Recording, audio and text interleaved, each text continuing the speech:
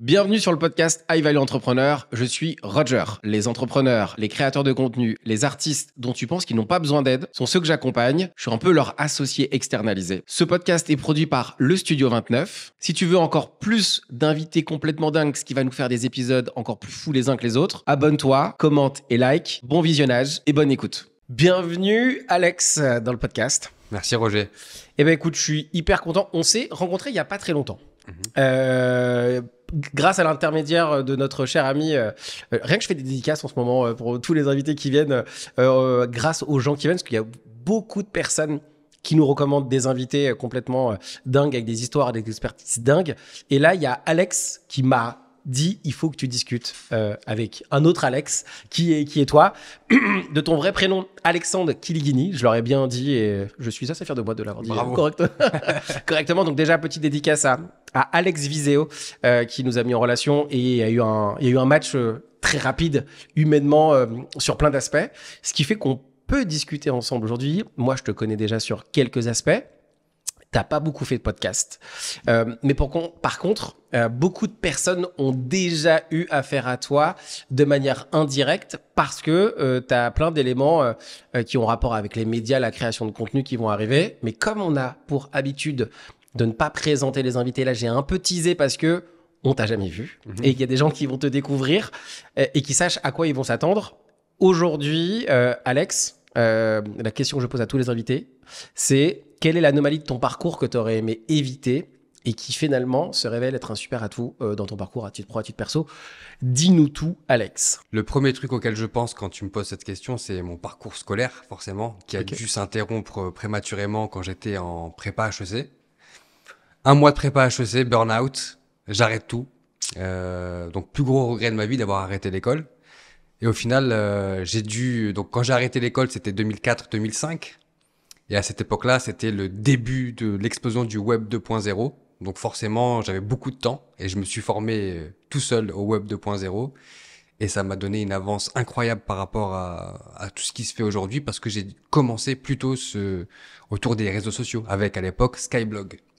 Skyblog qui était le premier réseau social auquel j'ai pu mettre les mains sur lesquels j'ai mis les mains dans le cambouis, où je vendais, j'avais un e-commerce. Donc je faisais du dropshipping sur Skyblog à l'époque. Je vendais des paires de Air Max, RIP Nike, qui m'ont bien rattrapé avec la douane derrière. Mais donc, du coup, cette anomalie-là m'a permis de me lancer directement dans l'entrepreneuriat et en touchant au Web 2.0 à l'époque. Alors, ce qui est bien, c'est qu'on a eu un invité qui sera sorti cet épisode de podcast où qui nous parle et qui nous explique qu'est-ce que c'est le Web 2, parce que tu dis oui, ouais. Web 2.0, Web 3 et tout ce qui va avec. Donc, si vous n'avez pas vu cet épisode, allez voir l'épisode avec Tougan où il parle du Web 2 et Web 3 et qu'est-ce que c'est. Ça va vous permettre de comprendre tout ce qui va se passer ensuite.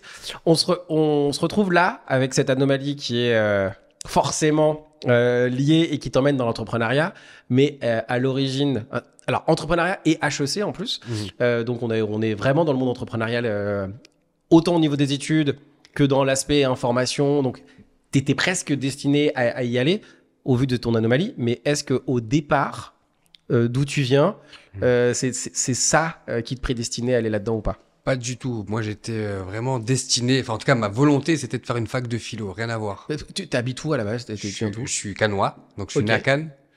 Et donc, mon cursus scolaire fait que, bon, j'ai des prédispositions. J'ai une famille qui a touché au commerce depuis tout petit. Donc, j'ai grandi avec la fibre commerciale. Donc, ça vient pas de nulle part. Mais moi, dans le cadre de mon cursus scolaire, je me dirigeais vers une fac de philo parce que j'étais passionné de philo. Et à l'époque...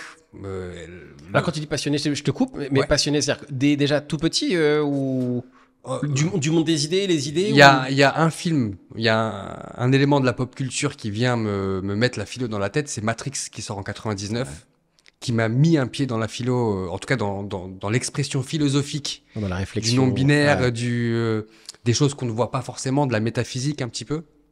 Donc, depuis ce film-là, je me passionne par la philo, par les auteurs de philo, par un brainstorm. Enfin, quand t'es jeune, ça s'apparente plus à un brainstorm de comptoir, type PMU, tu vois. Mais on y arrive forcément là-dedans. Et moi, je voulais faire une fac de philo. Il y avait pas d'autre alternative. Et j'ai été influencé par la famille, par le corps enseignant qui dit, ben, avec les notes que tu peux faire une prépa HEC, vas-y. À force de me faire influencer, j'y suis allé. Et la preuve que finalement mon esprit et mon corps n'étaient pas prédestinés à faire 45 heures de cours par semaine. Un mois après, je pars en burn-out total. Et la raison pour laquelle je pars en burn-out, en fait, c'est quand tu fais une prépa HEC, t'as pas le temps de travailler à côté. Ouais. Moi, j'ai toujours travaillé à côté. Dès mes 12-13 ans, même si c'est pas l'âge légal, j'étais déjà dans les marchés en train de faire monter des stands, vendre des bonbons, ce genre de choses. J'étais livreur de pizza dès mes 16 ans. Arrivé donc j'ai le temps de travailler et de faire des études à côté, donc jusqu'au lycée. Mais en prépa HEC, je trouve que impossible. Il y a pas le temps. Il y a trop d'heures de travail. Et du coup, je me retrouve, si tu veux, en train de me faire financer mes études par mes parents qui n'avaient pas beaucoup de moyens. Je l'ai très mal vécu et au bout d'un mois, vraiment burn-out et je quitte le cursus scolaire. Je démissionne vraiment de cette prépa HEC qui était, à l'époque, c'était l'ouverture des grandes écoles. On faisait toute une promotion stupide maintenant, mais enfin voilà, je suis pas vraiment en faveur de cette promotion qu'on faisait pour les écoles de commerce. Ouais. Voilà, au bout d'un mois, l'intensité, je l'ai pas supporté, j'ai quitté l'école et je me suis retrouvé sans activité, ce qui m'a mené à devoir me retrousser les manches pour faire de l'oseille en fait. Donc j'ai dû apprendre très vite à me démerder par moi-même parce que je ne cautionnais pas intellectuellement le fait que mon père ou ma mère se tuent à la tâche pour moi. Voilà. Là, si on revient, ça nous donne un peu le ton de ce qu'on va aborder et surtout l'après cette phase-là. Si on reste sur ton enfance, en tout cas sur le cadre, dans le contexte dans lequel tu vis, j'ai l'impression là que t'es rapidement, ce qui me vient, c'est, j'interprète en disant ça, mais un enfant un peu hyperactif qui adore le monde des idées. Comment ça se passe avec tes parents dans ce cadre-là? Alors, bon, je vais te donner un peu plus de contexte. J'ai un grand frère handicapé, ce qui fait que mes parents n'ont pas vraiment le temps de s'occuper de moi déjà. Donc, je dois développer une autonomie tout de suite. Et cette autonomie qui se développe là, donc le monde des idées, l'hyperactivité, c'est quelque chose que je rencontre forcément à l'école, où jusqu'en troisième, je suis un élève catastrophique où je redouble 2 fois. Donc déjà, je suis un mec qui s'ennuie beaucoup à l'école parce que je me concentre pas, parce que j'ai du mal à comprendre l'intérêt de ce qu'on m'enseigne au moment là-dessus. Et mon idée, elle est de sortir, de découvrir, de trouver des activités qui peuvent nourrir ma curiosité. Franchement, c'était incroyable. Donc du coup, je suis un élève catastrophique jusqu'en troisième et il suffit que je redouble 2 fois et que j'ai un peu plus de maturité par rapport à ce qui se présente à moi, où j'ai la chance, en fait, j'ai une 3e chance, si tu veux, de pouvoir me dire ok, ben vas-y, je suis à l'école, si j'ai des bons résultats je vais rendre fier mes darons, en gros. Donc je fais vraiment ça pour les autres, je fais vraiment pas ça pour moi. Je me concentre, je fais l'effort de me concentrer, de rentrer, si tu veux, dans les règles du jeu.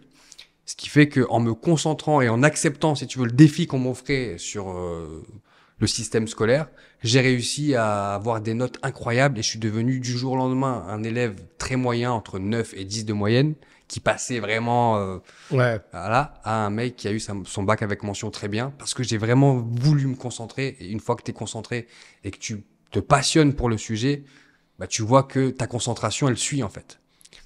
Et tu dis que tu as eu ton frère, il est plus grand, plus petit que toi? Plus grand. Plus grand. Donc ça veut dire que quand toi t'arrives, ton frère il est déjà là, et toi en tant qu'enfant, c'est un sujet qui est pas souvent abordé. Je sais pas si tu veux qu'on l'aborde. Je sais pas si tu connais le rappeur qui s'appelle Ben PLG, qui lui il a un frère handicapé et dans ses sons il en parle. Il a fait beaucoup de choses. Je connais très bien. J'en parle souvent parce que je connais aussi très très bien Ben PLG. Il en parle souvent du handicap et il dit à quel point ça l'a aidé à comprendre plein de choses et de se rendre compte de beaucoup de choses. Je sais pas si t'as le même avis, on en a jamais discuté, mais forcément, quand on arrive dans une famille avec, t'es le deuxième en plus. Le dernier. Tu vois, le dernier. Ouais. J'ai 2 grands frères, c'est celui du milieu qui est handicapé. Ok. Donc tu te retrouves dans une famille où forcément, il y a une particularité qui s'appelle le handicap. Comment toi tu vis ça et comment ça s'est passé? Déjà, tu grandis dans l'incertitude. Donc, quand tu es face à l'incertitude, tu développes des réflexes que peu de gens ont, qui est qu'à tout moment, il peut y avoir une dinguerie.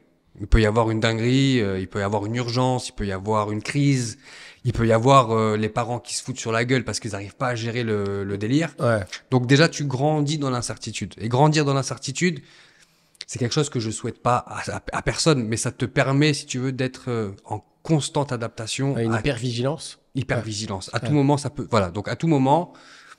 Je vais pas faire de comparatifs douteux sur les gens qui sont victimes, par exemple, d'attaques terroristes et qu'après ils rentrent dans un train, ils sont aux aguets. Mais ça s'apparente un peu à ça. C'est-à-dire qu'à chaque instant, mon cerveau est prêt à être surpris. Donc c'est quand même choquant de se dire ça. C'est que de se dire qu'à tout moment, tu peux être face à un schéma que tu ne connais pas et il faut s'adapter à la seconde près. Donc tu grandis avec cette incertitude et cette inconstance là-dessus qui fait qu'à chaque instant, tu dois trouver une parade pour survivre, en fait. Ouais. Et survivre, c'est pas survivre parce que bon, j'ai manqué de rien, j'ai mangé à ma faim, j'ai dormi dans un toit, mais survivre au choc émotionnel. Quand t'es choqué émotionnellement, tout le temps, quand t'es habitué au choc émotionnel, au bout d'un moment, ça crée des déséquilibres émotionnels de ton côté qu'il faut savoir surmonter. Et t'as conscience à ce moment-là que c'est difficile? Très conscient. Enfin, laisse tomber. C'est-à-dire que aujourd'hui, j'ai 37 ans et mon enfance, au final, si on peut appeler ça une enfance, elle est un petit peu squeezée. La naïveté, cette espèce d'insouciance. Je l'ai jamais eu parce que je devais être soucieux. L'insouciance, c'était pas une option pour moi. Si je voulais survivre, en tout cas, et être quelqu'un d'assez équilibré, je pouvais pas être insouciant. Impossible. Il fallait que je sois conscient de tout et que je puisse maîtriser tout ce qui se passe autour de moi pour pouvoir être en sécurité, tout ça. Alors, il y a sécurité, mais en tout cas que tu te sens en sécurité d'avoir les ressources de pouvoir t'adapter à chaque situation. Exactement. Je te prends un exemple. À l'adolescence, le lycée, c'est souvent l'âge où tu découvres les drogues. Moi, c'était au contraire l'âge où je pouvais pas le découvrir parce que j'allais dans l'inconnu. Et cet inconnu-là, je pouvais pas me le permettre à l'époque. Je pouvais pas me le permettre parce que cet inconnu-là pouvait m'emmener sur des terrains que je ne pouvais pas maîtriser. Et donc, je me suis auto-censuré sur plein de choses. Les sorties en boîte. Donc voilà, donc le travail est arrivé très vite pour me donner une sécurité en me disant si je travaille tant, à l'époque, on se disait combien tu gagnes de l'heure. Voilà, donc je me disais si je travaille 10 heures dans la journée, j'aurai tant à la fin de la journée.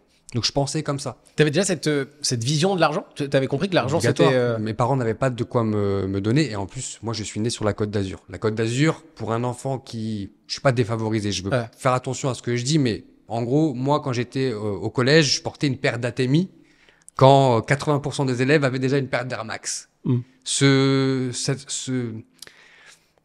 Comment dirais-je ? Il y a une différence. Ce complexe, c'est un complexe d'infériorité énorme de se dire que en gros, tu pourras jamais serrer qui que ce soit en Atemi, tu vois. Et surtout si la paire elle est trouée. Quand tu t'habilles chez Gémeaux, quand t'es sur la Côte d'Azur, il y a un petit problème donc tout de suite tu te dis que le regard des autres, le paraître, ce sont des éléments concrets de la vie réelle qu'un enfant ne devrait presque pas être confronté à ça. Voilà pourquoi on en reparlera peut-être, mais les questions d'uniforme et tout, ça me touche particulièrement parce que je me dis quand t'as 12-13 ans, si t'as une paire d'Atemi, je sais pas si Atemi elle existe encore cette marque-là, mais en considérant que c'est la marque la plus flinguée J'en ai eu, donc je sais très bien ce que c'est. Voilà. Mais en tout cas, si tu veux, ce décalage qu'il y a en grandissant sur la Côte d'Azur avec les éléments autour qui gravitent, ont fait que j'ai dû tout de suite avoir un rapport à l'oseille qui est totalement différent que ce qu'un enfant devrait avoir à cet âge-là. Et ce rapport à l'argent, c'est-à-dire que déjà, t'as quel âge quand cette notion-là de l'argent là où le premier taf que je fais, j'ai 12 ans. Voilà. Donc déjà, à partir de 12 ans, tu te dis potentiellement l'argent est une solution à mes problèmes. Si je veux avoir une paire d'Air Max au collège, il faut que je taffe. Je l'aurai jamais de mes parents. Et à ce moment-là, est-ce que t'es un peu révolté? Parce qu'en fait, tu cherches une solution, mais est-ce qu'il y a un sentiment de révolte ou Pas encore, vraiment. Je suis plus dans la proactivité tout de suite. C'est-à-dire que je comprends les règles du jeu. Je sais que le nerf de la guerre, ça va être l'oseille. Donc je suis pas révolté. Ça aurait pu être. Je l'ai eu beaucoup plus tard, si tu veux. Je l'ai encore aujourd'hui, si tu veux, dans mes notions. Mais la révolte, à cet âge-là, non. Il faut charbonner. T'as quel type de relation avec tes parents et tes frères? Magnifique, magnifique. J'ai eu la chance pour le coup de grandir dans un environnement où l'amour était présent. Il n'y a pas eu j'ai une très bonne relation avec eux. Ça se passe très bien. C'est pas j'ai pas de. C'est une famille avec une problématique comme il peut y en avoir dans toutes les familles, mais c'est une famille où il y a de l'amour aussi. Il y a beaucoup d'amour. Et un élément qui est particulier chez moi, c'est que j'ai mon père qui est corse, donc du village du Maquis, et ma mère qui est tunisienne, famille bourgeoise. Donc vraiment deux mondes qui s'opposent. Mon père catholique, ma mère musulmane, chacun pratique de son côté. Donc j'ai eu la chance de grandir dans deux cultures, deux richesses qui m'ont énormément apporté derrière. Et du coup, quand je te dis un père catholique, une mère musulmane, qui s'aiment et qui s'acceptent tels qu'ils sont, ça redescend chez nous. C'est parce que là t'aurais pu être aussi en fait l'histoire est intéressante dans le sens où en plus d'avoir un enfant handicapé dans une famille, j'en ai pas, je sais pas et je pourrais jamais savoir ce que ça en est, ce que c'est. Forcément ça crée des tensions et ça crée des trucs, mais il y a des familles qui se déchirent et il y a des familles qui s'unissent. J'ai l'impression que Ils se sont, moi, je te dis la vérité, j'aurais préféré que dans le conflit, moi, j'aurais préféré divorcer les gars. Au moins, vous nous épargnez ces conflits entre vous. Ils sont restés unis, ils ont pas lâché. Ce qui est ouf. Pour le meilleur et pour le pire. Et au final, voilà. Donc cette notion de loyauté, de fidélité, que quand le bateau il tangue un petit peu, tu restes au bord, c'est quelque chose qui m'a tenu jusqu'à maintenant. Tu dis que t'avais pas été bon à l'école. Alors, j'ai pas été bon comme toi. Donc, je sais ce que c'est. Sauf que moi, j'ai pas eu le déclic pour arriver à aller jusqu'à HEC. Ça s'est pas mal terminé. La preuve en est, je fais ce que je fais aujourd'hui sans être allé à l'école. Ça se passe comment l'école quand on passe de... en fait, entre guillemets, j'ai l'impression que t'aimes pas ça. C'est plus tu t'ennuies et t'as pas envie de le faire. Ah, tu redoubles. Et ensuite, tu changes. Qu'est-ce qui fait que ça se passe comme ça? Quand ça part vraiment en live chez moi, 15 ans, 15-16 ans, où mon frère, vraiment, ses crises sont de plus en plus fréquentes et de plus en plus graves. Un élément assez traumatisant qui se passe, je préfère pas trop en parler, mais de cet élément traumatisant-là, mes parents prennent une décision. Ils m'envoient vivre en Tunisie. Ok. Je vais découvrir j'étais déjà allé en vacances dans le cadre des vacances, mais 15 ans, je me retrouve expatrié sans mes parents, sans mes amis, en Tunisie, dans un lycée français. Un lycée français en Tunisie, il faut comprendre que dans ce lycée français-là, c'est uniquement des gens hyper riches qui vont aller dedans. C'est pas des gens lambda ou comme, tu vois, ça n'a rien à voir avec qui j'ai l'habitude de côtoyer. C'est pas simplement un lycée privé, là c'est l'élite. Exactement. Qui va dans ce type de lycée. C'est vraiment l'élite et surtout des gens des élèves où leurs parents sont soit ambassadeurs, soit fils d'entreprises hyper riches, etc. Donc du coup, je découvre un monde totalement nouveau et le niveau à l'école, c'est là que tu vois qu'il y a un décalage de fou dans l'éducation. C'est un niveau qui est, laisse tomber, fulgurant. Je suis scotché à chaque fois que j'ai du mal en fait. J'ai vraiment du mal à suivre les cours, pas parce que je m'ennuie, parce que je me retrouve avec la sensation d'être trop bête pour comprendre. Donc, déjà, il y a quelque chose en moi que j'ai, c'est l'esprit de compétition. Et cet esprit de compétition, quand on te donne une note et t'es toujours en bas du truc, voilà. Et t'as envie dire, en fait, les gars, je peux être comme vous, en fait. Je suis pas débile, quoi. Je suis pas débile. Donc déjà, cet esprit de compétition commence à être intégré, mais de façon violente, dans le sens où dernier de la classe, en fait. Pas dernier de la classe parce que je veux chahuter et que je m'en fous. Dernier de la classe parce que j'ai un écart de niveau colossal entre des gens qui ont reçu une éducation beaucoup plus rigoureuse que la mienne jusqu'ici. Donc déjà, ça c'est le premier point, c'est l'esprit de compétition. Le second point, c'est que je côtoie des gens qui ont une richesse culturelle et une culture générale au sens large qui est incroyable. Et là, j'aurais pu sombrer et avoir un complexe d'infériorité. Au contraire, ça m'intéresse. Je découvre l'art, je découvre la philo. Il y a tous ces éléments-là qui font que à 14-15 ans, tu te dis, OK, il y a des gens qui sont beaucoup plus smart que ce que j'ai l'habitude de côtoyer en France, tu vois. Et forcément, il y avait une locomotive, je suis monté dedans, ils m'ont tiré vers le haut. Un an et demi après, retour de Tunisie, je me retrouve donc du coup dans un lycée en France, pas dans un lycée français à l'étranger, mais un lycée en France. Et là, j'ai des kilomètres d'avance par rapport aux autres. Des kilomètres d'avance parce que j'ai rattrapé un retard qui était colossal. Et donc, du coup, les cours, je me balade. Et cette confiance que j'ai en te baladant vraiment dans ce qu'on t'enseigne et tout, tu dis, mais ça, je sais déjà. Quand on te donne un devoir de maths, tu le fais en 2-2 tu vois. Sans trop réfléchir. Ça te donne confiance. C'est la confiance, c'est ce que j'avais pas avant. Là, j'ai confiance en moi, j'ai confiance en mes capacités. Et je te dis, je passe d'élève médiocre à élève incroyable. Alors, peut-être que si j'avais continué mes études en lycée français à l'étranger, mes notes auraient été bonnes et j'aurais pas eu les mêmes notes qu'en France.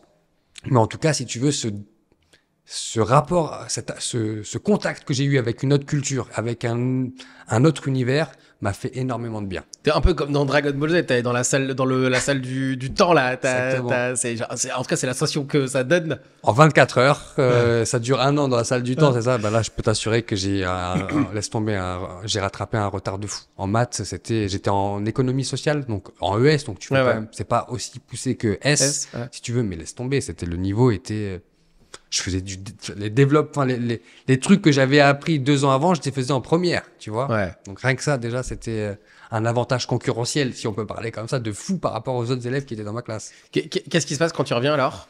Ensuite? Déjà, quand je reviens, je vais te partager une scène. Je crois que j'ai fait ma première dépression quand j'étais en Tunisie, justement. Et là, on dit souvent que dans les pays pauvres, la dépression n'existe pas. Donc, tu vois, j'ai eu une dépression dans un pays où les gens ne s'autorisent pas à l'être, en tout cas. Ma tante m'a mis une gifle, littéralement une vraie gifle, en me disant, et c'est pas un bon exemple, hein, je conseille à personne de donner une gifle à quelqu'un qui est en dépression. Mais cette gifle-là, en me disant, mais tu te rends pas compte de la chance que t'as. Et tu te rends pas compte de combien de gens aimeraient être à ta place. Ça a juste décalé après, parce qu'une dépression, ça va, ça revient, etc. Mais j'arrive en France avec cette notion de il faut relativiser. Il faut relativiser. Donc en gros, moi je viens d'un pays entre guillemets plus pauvre. Je suis en France avec des conditions qui sont incroyables.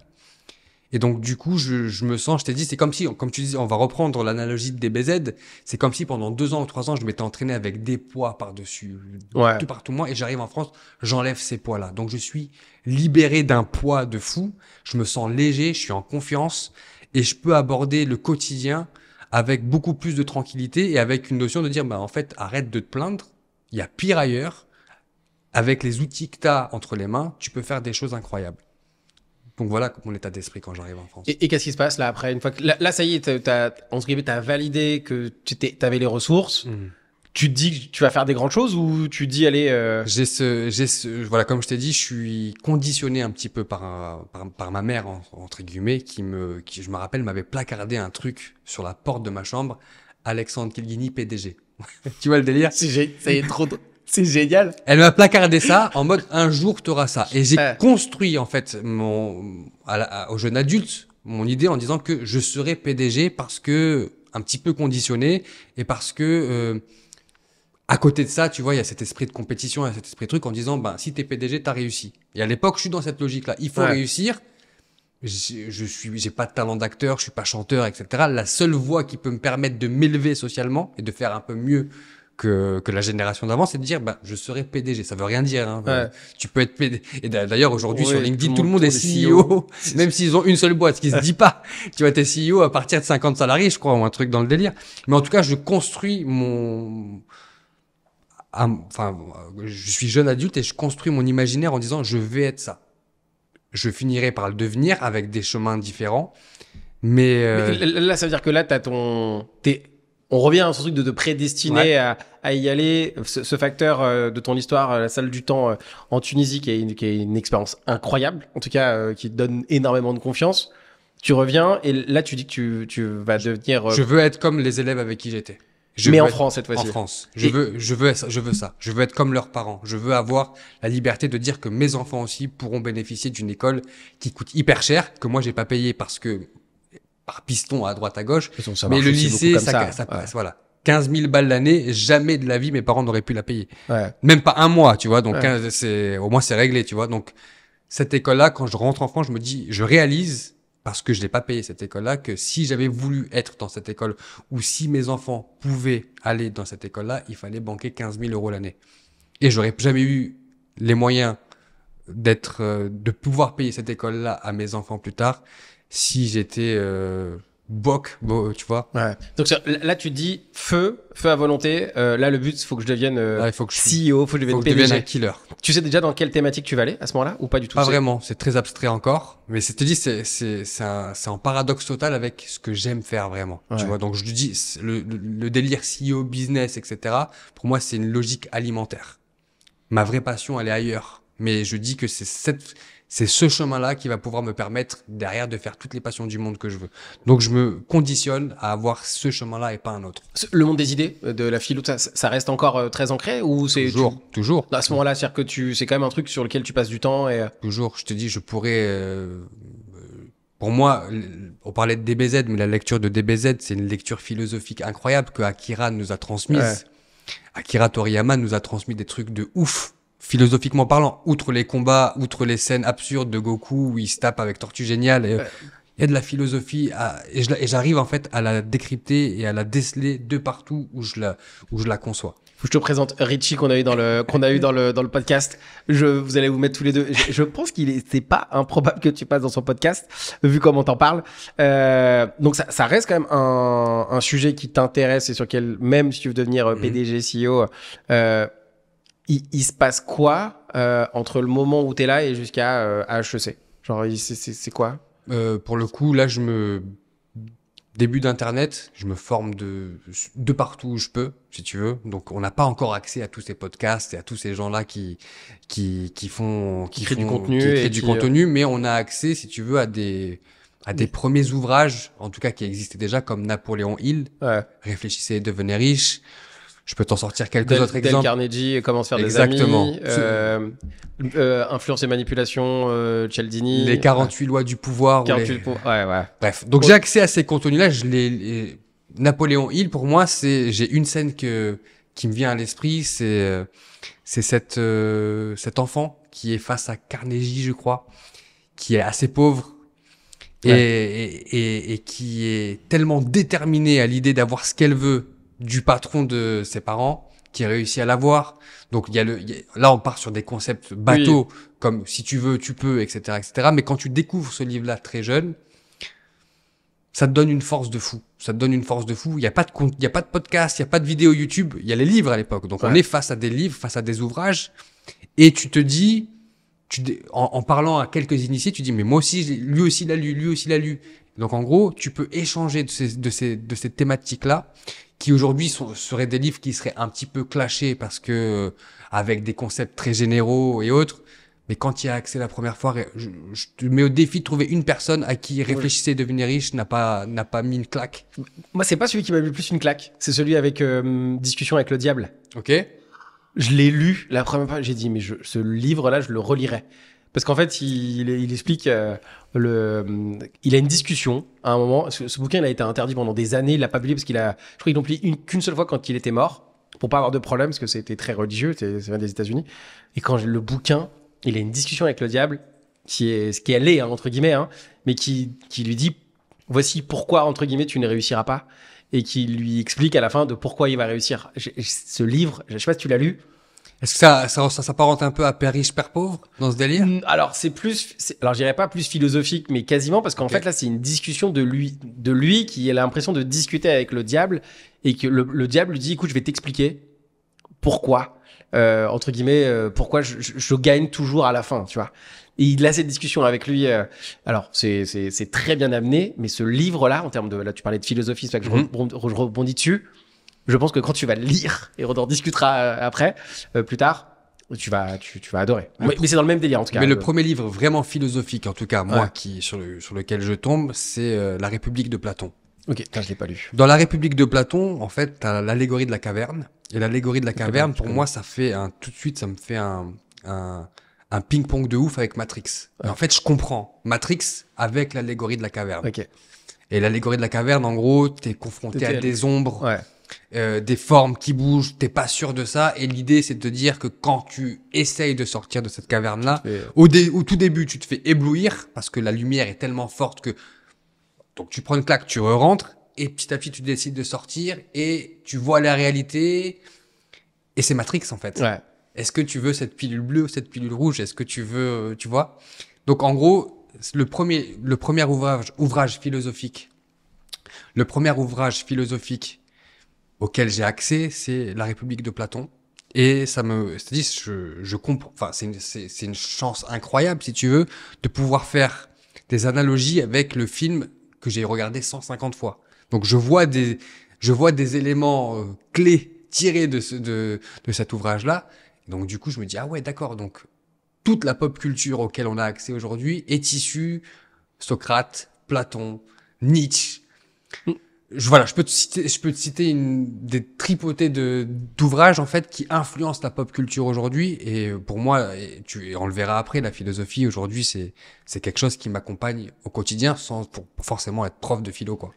Le HEC, target à atteindre ou au moment où voilà, là ça y est, t'es lancé dans le truc, tu sais que tu vas cartonner en tout cas possiblement grâce aux études et grâce HEC, c'est la target à atteindre ou ouais, pas? c'est ça. À l'époque, il y avait 40 écoles de commerce. Il n'y avait pas autant d'écoles qu'aujourd'hui. Tu avais les parisiennes, HEC, ESCP Paris, l'EM Lyon, voilà. Toutes ces écoles-là, pour moi, c'était les targets. C'était les meilleures écoles. Et le reste, c'était des écoles type... comment ça... pas les DEC.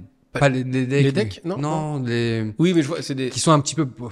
Faut qu'on la retrouve. Les écoles... J'avoue que moi, ESMA, comment ça s'appelle? Non, pas... C'est Segma, non? En tout cas, il y en a une à Sophie Antipolis. Bref, il y avait des écoles, en tout cas, alternatives là-dessus. Et ces écoles-là, je les voulais pas. Donc, j'avais tout de suite cet esprit de compétition. Et vraiment, je voulais ces écoles-là, mais pas vraiment, en fait. C'est ce que je m'en suis rendu compte après, c'est que le conflit que j'avais à l'intérieur et si tu veux, le fait d'avoir travaillé très tôt en autonomie, etc., je pouvais pas me confronter à autant de discipline et autant de rigueur pour arriver là. Si tu veux, je suis trop révolutionnaire dans l'âme pour me conformer à des règles strictes, dire tu vas travailler 45 heures par jour de 8 heures à 12 heures.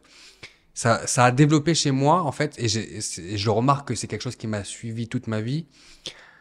Un pote américain m'a dit un jour que j'étais un short cutter. Dans le sens où je suis le mec qu'il faut appeler si tu veux faire des raccourcis pour arriver d'un point A à un point B plus vite que les autres. Pour moi, le schéma classique scolaire et tout était beaucoup trop long, beaucoup trop fastidieux, beaucoup trop contraignant, si tu veux, pour arriver à mes fins. J'en fais pas une généralité, je pense pas que c'est une vérité. Je pense que les gens qui réussissent dans ces écoles-là bénéficient d'un réseau, d'un networking de fou après leurs écoles. Je pense que leur diplôme, au final, il est secondaire. Par contre, le réseau qu'ils se sont fait, c'est ce qui leur permet derrière de pouvoir travailler et faire de l'oseille. Moi, vraiment, une fois que je suis en prépa, je sais que je vois, en fait, la charge de travail nécessaire. Je dis, mais pourquoi tout ça? Pourquoi faire?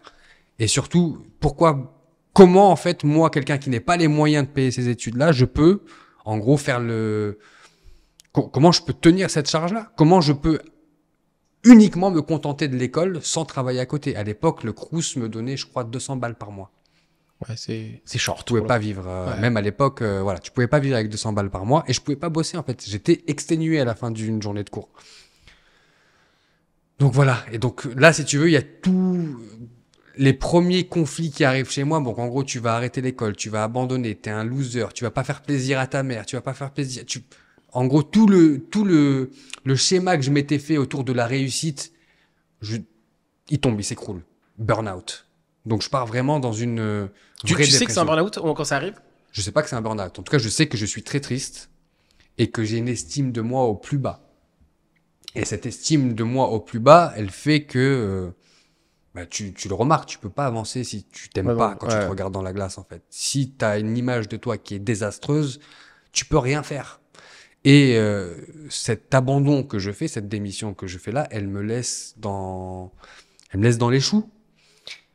Mais paradoxalement, c'est là que tu vois que c'est toujours dans ces moments-là où tu vas toucher le fond que tu commences à émerger. Et du coup, on est à l'époque, Facebook n'existe pas, LinkedIn n'existe pas, Viadeo n'existe même pas encore. Et j'ai l'idée de créer un réseau social professionnel et scolaire. Donc 3 réseaux en un, parce que je commence à toucher à Skyblog qui était déjà là, et je comprends l'émergence du web collaboratif qui arrive. Et donc, je décide de faire un BP. Première fois de ma vie que je fais un BP. BP, business plan pour les gens. Business plan. Où je présente mon concept qui s'appelait à l'époque Neoneta, qui était un réseau social avec, sans prétention, et je le dis là, mais c'est des fonctionnalités qui sont arrivées 15 ans plus tard. Et je me rappelle de cette scène qui est incroyable où je vais voir mon premier expert comptable et je lui présente mon BP. Il me dit, mais pourquoi là, il y a écrit 15 milliards? Je dis, parce qu'on va faire 15 milliards d'euros de chiffre d'affaires. Mais comment? Si je fais 100 milliards de pages vues avec la publicité, les mecs me prenaient pour un ouf. Ce projet-là a pas duré 8 mois parce que forcément confronté aux premières levées de fonds où je vais pitcher mon projet, j'ai encore, je te le ferai tourner le dossier Spiral où je fais tout le dossier de Neoneta à l'époque, où je présente ça, où les gens me disent, mais de quoi ils parlent? Web collaboratif, des gens qui vont créer des comptes et qui vont monétiser leur blog. C'était un truc de ouf à l'époque. Ça a pas tenu, mais ça a été mon premier pied dans l'entrepreneuriat pur et dur. Ça a été développer mon entreprise à l'époque qui s'appelait Neoneta. Et comment t'as fait pour avoir cette idée? Alors, est-ce que tu sais pourquoi et comment t'as eu cette idée? Parce que je t'ai dit, quand j'étais au lycée, j'avais trouvé un moyen de monétiser un Skyblog. Donc j'avais créé un Skyblog où à l'époque, je t'ai dit, je mettais tous les produits de Chine en photo là-dessus en disant, je peux te vendre cette paire de Air Max, je peux te vendre ce sac Vuitton. Et ce Skyblog-là faisait à l'époque 15 000 vues par mois. C'était énorme à l'époque. T'aurais pu inventer Shopify aussi. Alors, il n'y avait pas Shopify. Oui, j'aurais pu. T'aurais presque pu avoir. J'aurais pu, sauf que les gens, en fait, à l'époque sur Skyblog, m'écrivaient un commentaire. En gros, il y avait une règle. C'était écris-moi ta pointure, où tu es, et on s'appelle. C'était ça le truc. Donc en gros, ils m'écrivaient un commentaire et je prenais contact avec eux et je faisais un cash de fou. Je me rappelle, j'avais fait à l'époque en chiffre d'affaires l'équivalent de 20 000 euros de chiffre d'affaires pour la fête des pères où j'avais vendu un stock de Air Max incroyable qui m'a coûté saisie de la douane. Monsieur Kilgini venait nous voir, amende de fou furieux.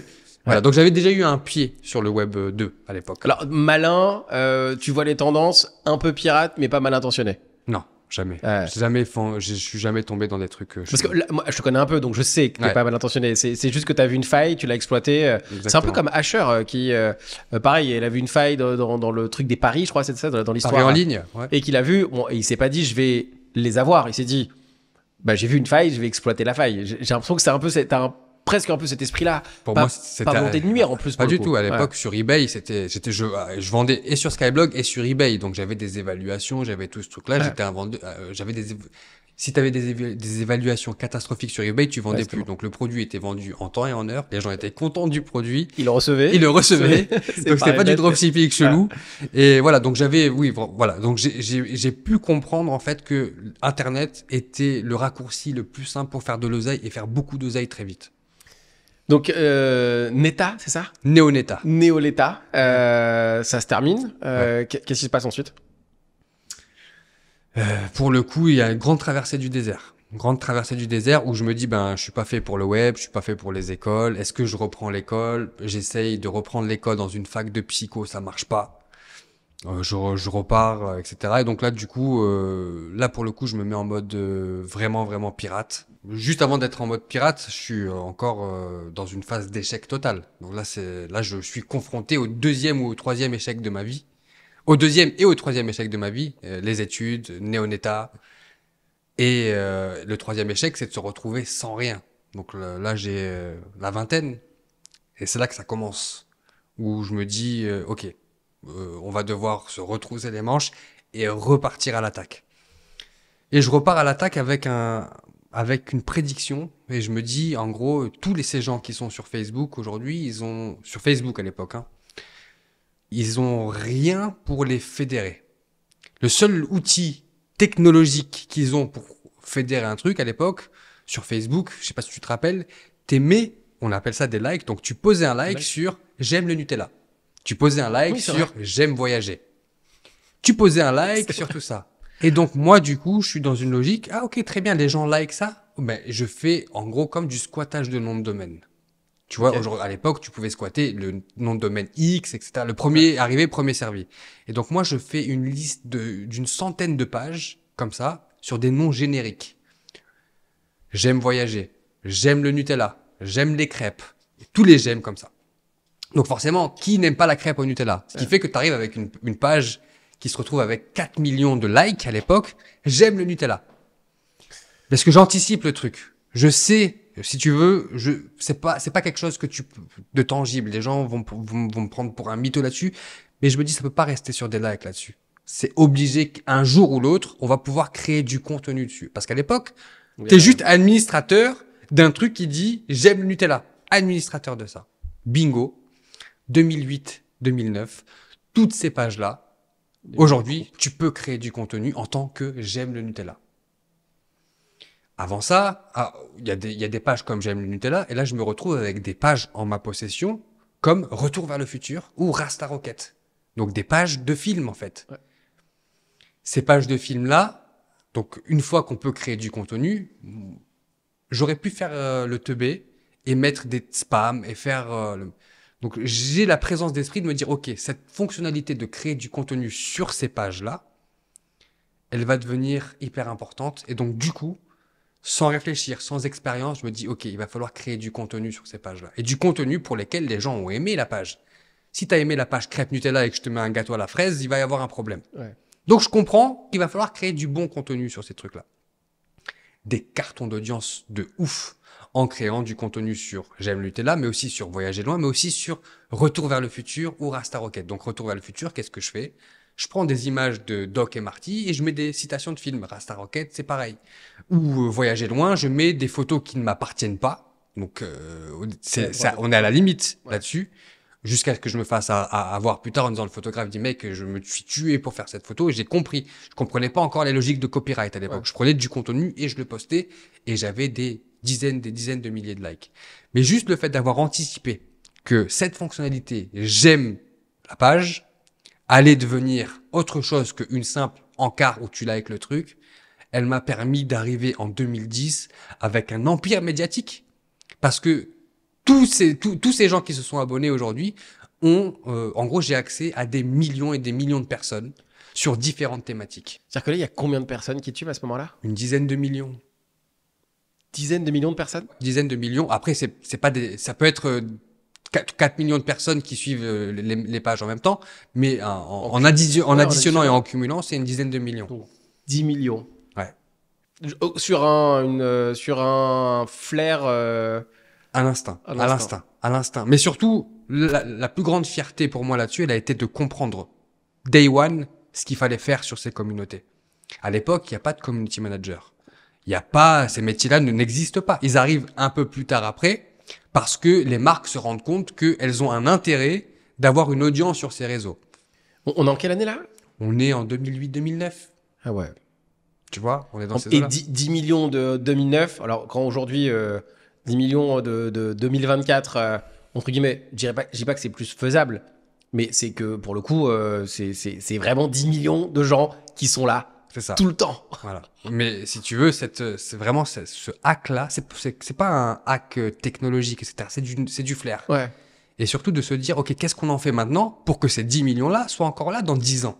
Et est-ce qu'à ce moment-là, tu vois le fait que ces 10 millions Je vois tout. vont devenir peut-être des millions Je vois tout. En fait, si tu veux, là, je suis dans une phase très euphorique où en gros, c'est comme si tu disais, tu avais ton trésor, personne ne le connaissait, tu sais ce qui, voilà. Donc, du coup, tu as le temps. Tu as le temps de faire de la prospective. Tu as le temps de prévoir ce qui peut se passer. Et ce que je prévois, moi, qui va se passer, et je te dis, je fais que des wins, que des strikes sur mes prévisions. Je capte, en fait, que cette audience-là, je vais pouvoir la monétiser de toutes les façons que je veux. À la condition que je fasse pas de la merde. Faire de la merde, c'est du spam, du porno, mettre des contenus qui sont hors des CGU. Voilà. Donc, en gros, je reste vraiment dans le cadre et je reste encore plus dans le cadre des thématiques, des communautés que j'administre. J'ai une question. Là, parce que là, tu vas aller sur un sujet, mais je t'ai dit que j'avais une petite surprise pour toi. Ouais. Salut Alex, salut le vieux briscard du web, équipe dont je fais également partie, puisque on se connaît depuis genre 2011-2012.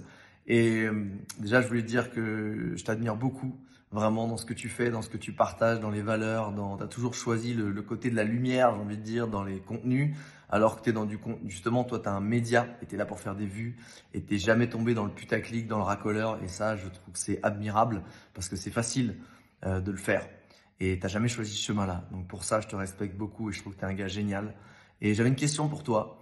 C'est comment tu fais pour être depuis plus de 10 ans toujours à la page sur les contenus qui se font, sur les tendances, sur qu'est-ce qui va marcher, qu'est-ce qui va trigger les gens.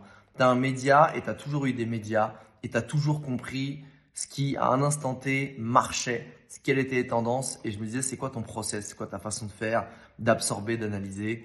Parce que je trouve que c'est un super pouvoir de toujours rester à la page, surtout dans ce monde qui va à 100 000 à l'heure. Et ça m'intéressait de connaître ton process. Je te fais des bisous. Bisous back. Alors pour les gens qui vont découvrir et qui vont entendre cet audio et qui vont s'apercevoir de qui on a en face de nous, on t'a quand même, là t'as donné quelques chiffres, t'as vu quelques flairs. Si vous avez pas de stylo sous la main là, si vous avez rien pour noter, c'est une très mauvaise nouvelle parce qu'il va falloir que vous regardiez encore cette vidéo et ce qu'on va se dire, ce qui est une très bonne nouvelle pour moi. Mais là, c'est à partir de maintenant que l'expertise d'Alex et tout ce qu'il va pouvoir nous donner, vous donner et à exploiter va commencer. Alex, il met le doigt sur ce qu'on était en train de toucher. C'est comment réussir à faire ce que tu fais et comment l'idée d'origine et tout ce qui va arriver ensuite arrive. Grand merci à Alex. Alex, c'est un des premiers qui m'a fait confiance aveugle quand j'étais personne, en fait. Donc, un grand merci à ce gars-là qui, en plus de m'avoir fait confiance, m'a inspiré de fou en tant que... m'a mentoré indirectement quand je voyais ce gars-là qui voyageait partout dans le monde et qui faisait ce qu'il voulait de sa vie et qui... Pour moi, Alex, c'est l'ambassadeur de la liberté. Donc, un grand merci à ce gars-là qui m'a aidé déjà en tant qu'homme à me construire, en tant qu'entrepreneur, encore mieux à me construire sur plein de choses. Et donc, un grand merci à lui. Et en gros, il touche une caractéristique que j'ai et beaucoup des gens qui me connaissent, on se regarde vraiment, il m'appelle Madame Irma parce que je fais beaucoup de prospective, parce que j'essaye d'analyser mon environnement du mieux possible pour essayer de comprendre ce qui va se passer derrière. Et en gros, c'est quelque chose qui est très bénéfique d'avoir les tendances, d'avoir les clés là-dessus, mais c'est quelque chose qui te déconnecte du présent. Donc on verra un peu plus tard, et être déconnecté du présent, ça peut te causer des problèmes de fou furieux. Donc je suis constamment en train d'essayer de me connecter au futur et d'essayer de me dire il va se passer ça, il va se passer ça, il va se passer ça, parce qu'il s'est passé ça, ça et ça. Donc en gros, je prends des événements et ces événements-là, j'essaye de les tirer sur 10 ans pour me dire ok, bah t'as créé, les pages sont arrivées, ok, donc en gros, je peux créer du contenu. Qu'est-ce qui va se passer sur les 10 prochaines années pour que ce contenu puisse être, en tout cas, monétisé, tu vois. J'ai envie de faire une petite digression par rapport à ce que tu as dit au tout début. En fait, ta suradaptabilité, c'est ce qui t'amène à faire ça aujourd'hui, en fait, finalement. Exactement. Ce qui s'est passé quand tu étais plus petit, de devoir tout anticiper l'impossible. En tout cas, une situation d'être spontanée, d'être capté par une attention, de prévoir qu'est-ce qui va capter ton attention, c'est genre en fait c'est. Je m'en rends compte en parlant avec toi. J'ai jamais fait le lien, hein, tu vois. Moi, franchement, je l'ai vu tout de suite. Je me suis dit, ça va être intéressant. Je savais pas quand est-ce que j'allais le dire à un moment, mais bon, la bonne nouvelle, c'est que c'est mon job de faire ça de manière globale. Donc, moi, quand tu m'as expliqué ça au début, j'ai fait, ok, j'ai compris pourquoi il est aussi bon là-dedans, parce que ce que t'as dû faire, l'obligation de le faire au début.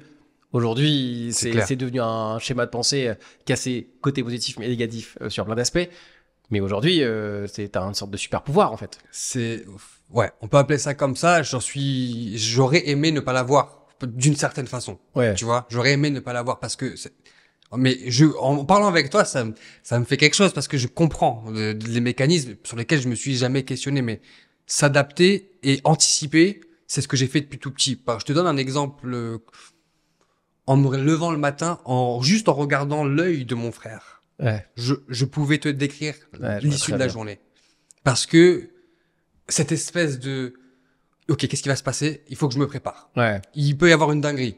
De quelle nature va être cette dinguerie-là? Donc je pouvais identifier en un regard, en un mouvement, en l'intonation de la voix, même quand je suis dans le lit, que j'entends ce qui se passe, je pouvais tirer le fil. En gros, je me suis entraîné comme un muscle à tirer le fil. Des fois, tu te trompes. Ouais, bien sûr. Mais oui, mais ça, quand on le fait, quand on est là-dedans et dans cette j'ai eu la même chose dans un autre aspect. Donc, de devoir essayer de comprendre qu'est-ce que ce mouvement, qu'est-ce que cette phrase, qu'est-ce que ce comportement amène derrière. En fait, forcément, t'as un facteur de... T'as pas 100% juste. Peut-être à part Oussama. Ouais. Petite blague. Parce que, qui arrive à faire des prédictions sur des trucs un peu cool, en tout cas public. Mais une fois que tu es là-dedans, tu peux pas avoir 100% raison. Par contre, tu peux au moins affiner le plus de fois où tu as raison et commencer à anticiper. Exactement. Et là, pour le coup, ça devient comme tu disais, un muscle. Donc, très bien. J'avais lu un livre, Le pouvoir de la Kabbale, qui parlait je te fais une analogie qu'il y a dans ce livre. un battement d'aile de papillon pouvait causer une tornade à l'autre bout du monde. C'est l'effet papillon vulgairement qu'on appelle. Je crois, en tout cas, j'ai pas la notion là-dessus, mais si tu veux, voilà, tirer le fil. Donc, des fois t'as juste, des fois t'as faux. Mais quand t'as juste, ça te donne un avantage de fou furieux. Ouais. Et j'ai eu juste, en tout cas, sur mon activité web, sur plein de choses qui font que ça m'a donné un avantage de fou parce que à l'époque, il y a pas d'influence. Mais le truc que je comprends, c'est que si j'ai 10 millions d'abonnés et que je fais 100 millions d'impressions par mois, je faisais un calcul bête et méchant. Combien se vend une publicité sur TF1, prime time? Combien moi je pouvais vendre ça? Donc tout de suite, je fais des parallèles et donc ce parallèle-là, il me suit parce que TF1, c'est quoi? Création de programme. Comment on fait pour monétiser ces 10 millions en access prime time à l'époque? Publicité. Donc je comprends ce lien très vite. Et ce que je comprends aussi, c'est que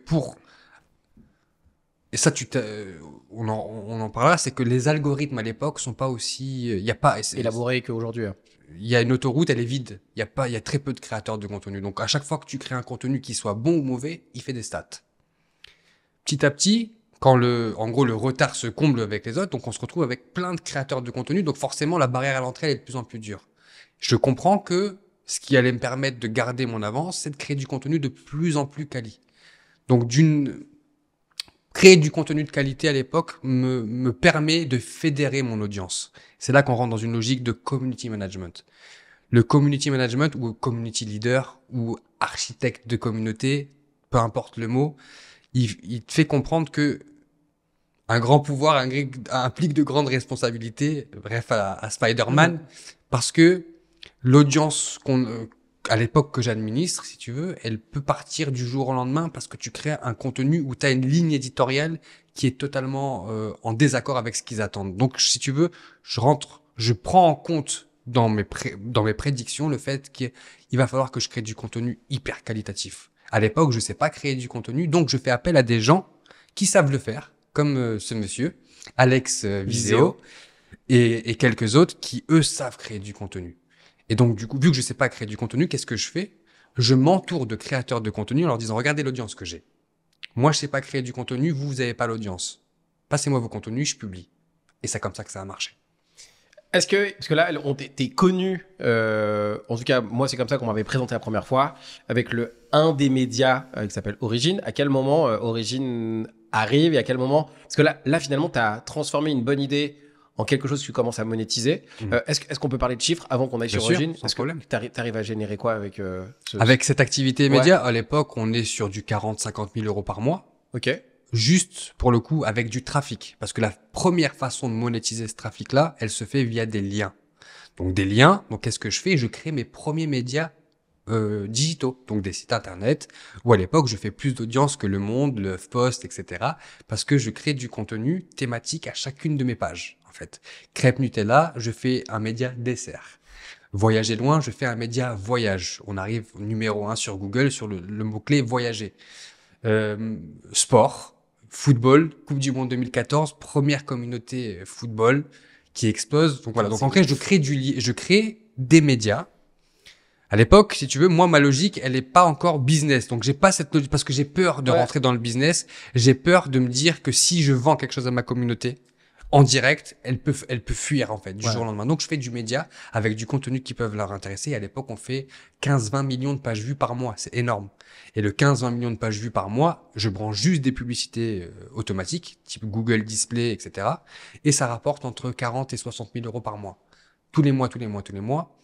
Et avant de parler d'Origine, parce qu'il y a une vraie histoire là-dessus, c'est que Facebook change la donne là-dessus, sur ce business model en particulier. Ils veulent plus que les gens sortent de la plateforme. Ils veulent plus. Les gens qui sont sur Facebook doivent rester sur Facebook. Donc, baisse de reach. À l'époque, on appelait ça une baisse de reach. Donc, les liens ne performaient plus autant. Donc, le business des articles s'effondre totalement. Donc là, pareil, il faut anticiper. Pour le coup, j'avais pas anticipé cette logique de ils vont arrêter ça. Il faut s'adapter directement en comprenant que on ne pouvait plus faire de business avec du trafic sortant et que le business devait se faire en 100% social. Premier truc que je fais à l'époque où je travaille en partenariat entre guillemets avec Minute Buzz, où on échange sur ce truc-là. Qu'est-ce que tu verras arriver quelques temps après? Minute Buzz arrête son activité internet. 100% de leur business se fera sur leur communauté. Insta, qui n'est pas encore arrivé, surtout Facebook à l'époque, arrive là-dessus. Et qu'est-ce qu'on voit arriver tout de suite derrière? C'est Brut. Brut, qui est le premier média 100% digital, sans site internet. On avait vu ça arriver et mon business s'étant cassé la gueule sur les liens, qu'est-ce que je décide de faire? Je décide de faire pause sur mes activités perso. Et à l'époque, on est recruté. Je dis on parce que je suis pas tout seul là-dedans, j'ai un associé avec moi. On est recruté par Melty. Et la seule condition qu'on dit à Melty, c'est OK, on vient chez vous, par contre, on garde notre boîte. Oui, mais on vous la rachète. Donc, on a des premières offres de rachat sur la boîte. On dit non, vous inquiétez pas, on arrivera à retrouver notre business là-dessus.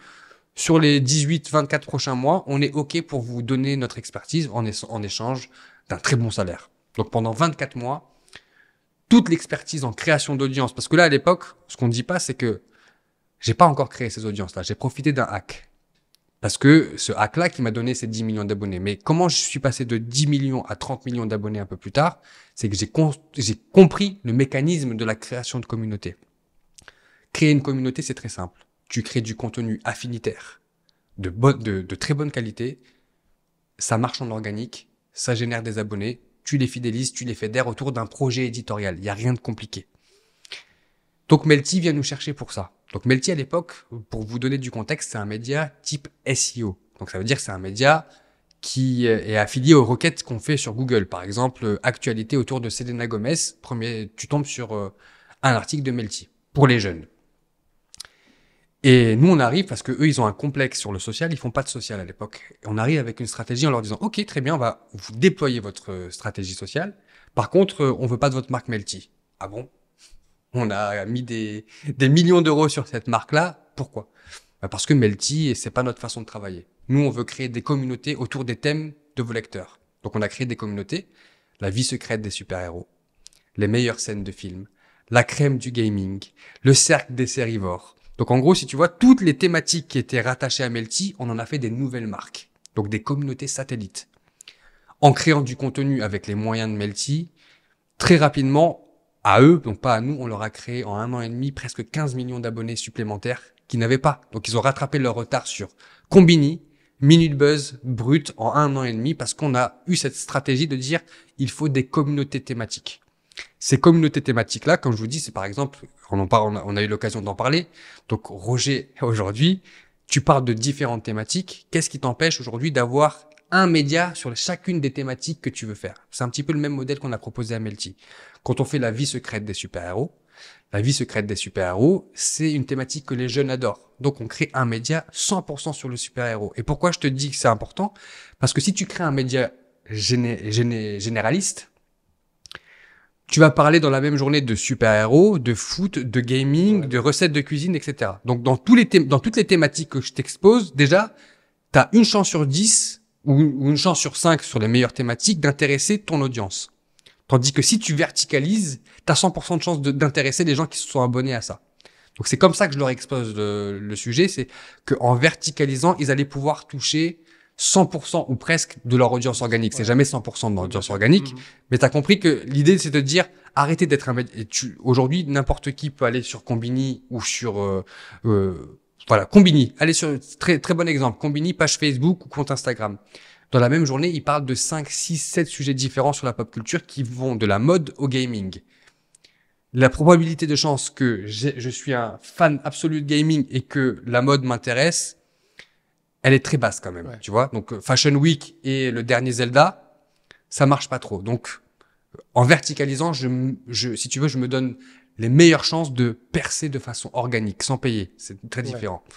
Donc voilà le déploiement social média que je propose à Melty qui dure 1 an et demi, 2 ans, jusqu'à ce que je me dise, OK, on a assez fait pour les autres.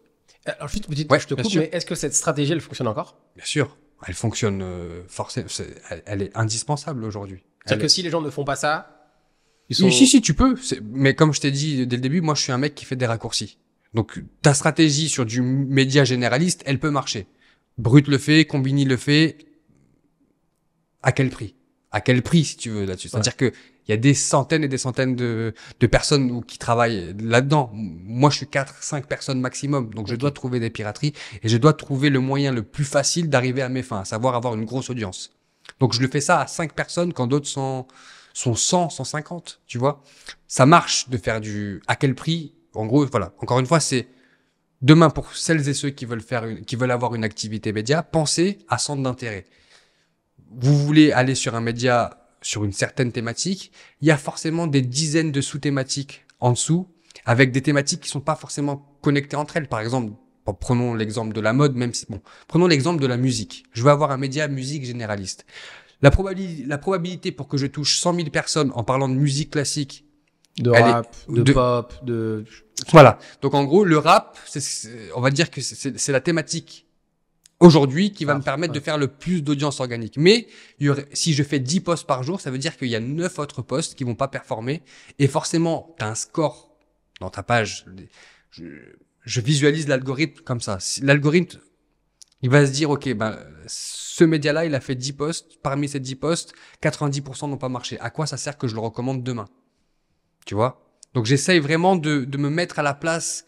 Pour moi, c'est pas une machine, c'est de la logique. Si tu as 9 posts sur 10 qui ne marchent pas, à quel moment, pourquoi je vais te recommander le 11e ou le 12e ou le 13e? Voilà. Donc, je conseille à tous ces gens de verticaliser s'ils veulent partir sur un média d'une grande thématique. Est-ce que aujourd'hui, une fois que tu passes par Melty et que tu t'en vas, au bout de ces 24 mois, tu te dis, est-ce que tu vas le faire pour toi? Oui.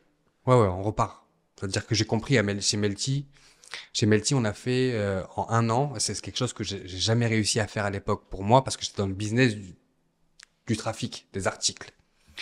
Donc, j'ai jamais eu accès aux marques. À Melty, là, je vois qu'on a accès à des centaines et des centaines de marques qui veulent s'affilier à Melty. Moi, je comprends pas. Je me dis, mais attends, moi, je fais beaucoup plus d'audience que Melty, personne vient me voir. Donc, je comprends un autre truc, c'est le business des agences, etc., etc. Mais à Melty, je découvre que l'activité 100% sociale, telle que Minute Buzz, on l'avait conseillé à Minute Buzz ou autre, elle fonctionne.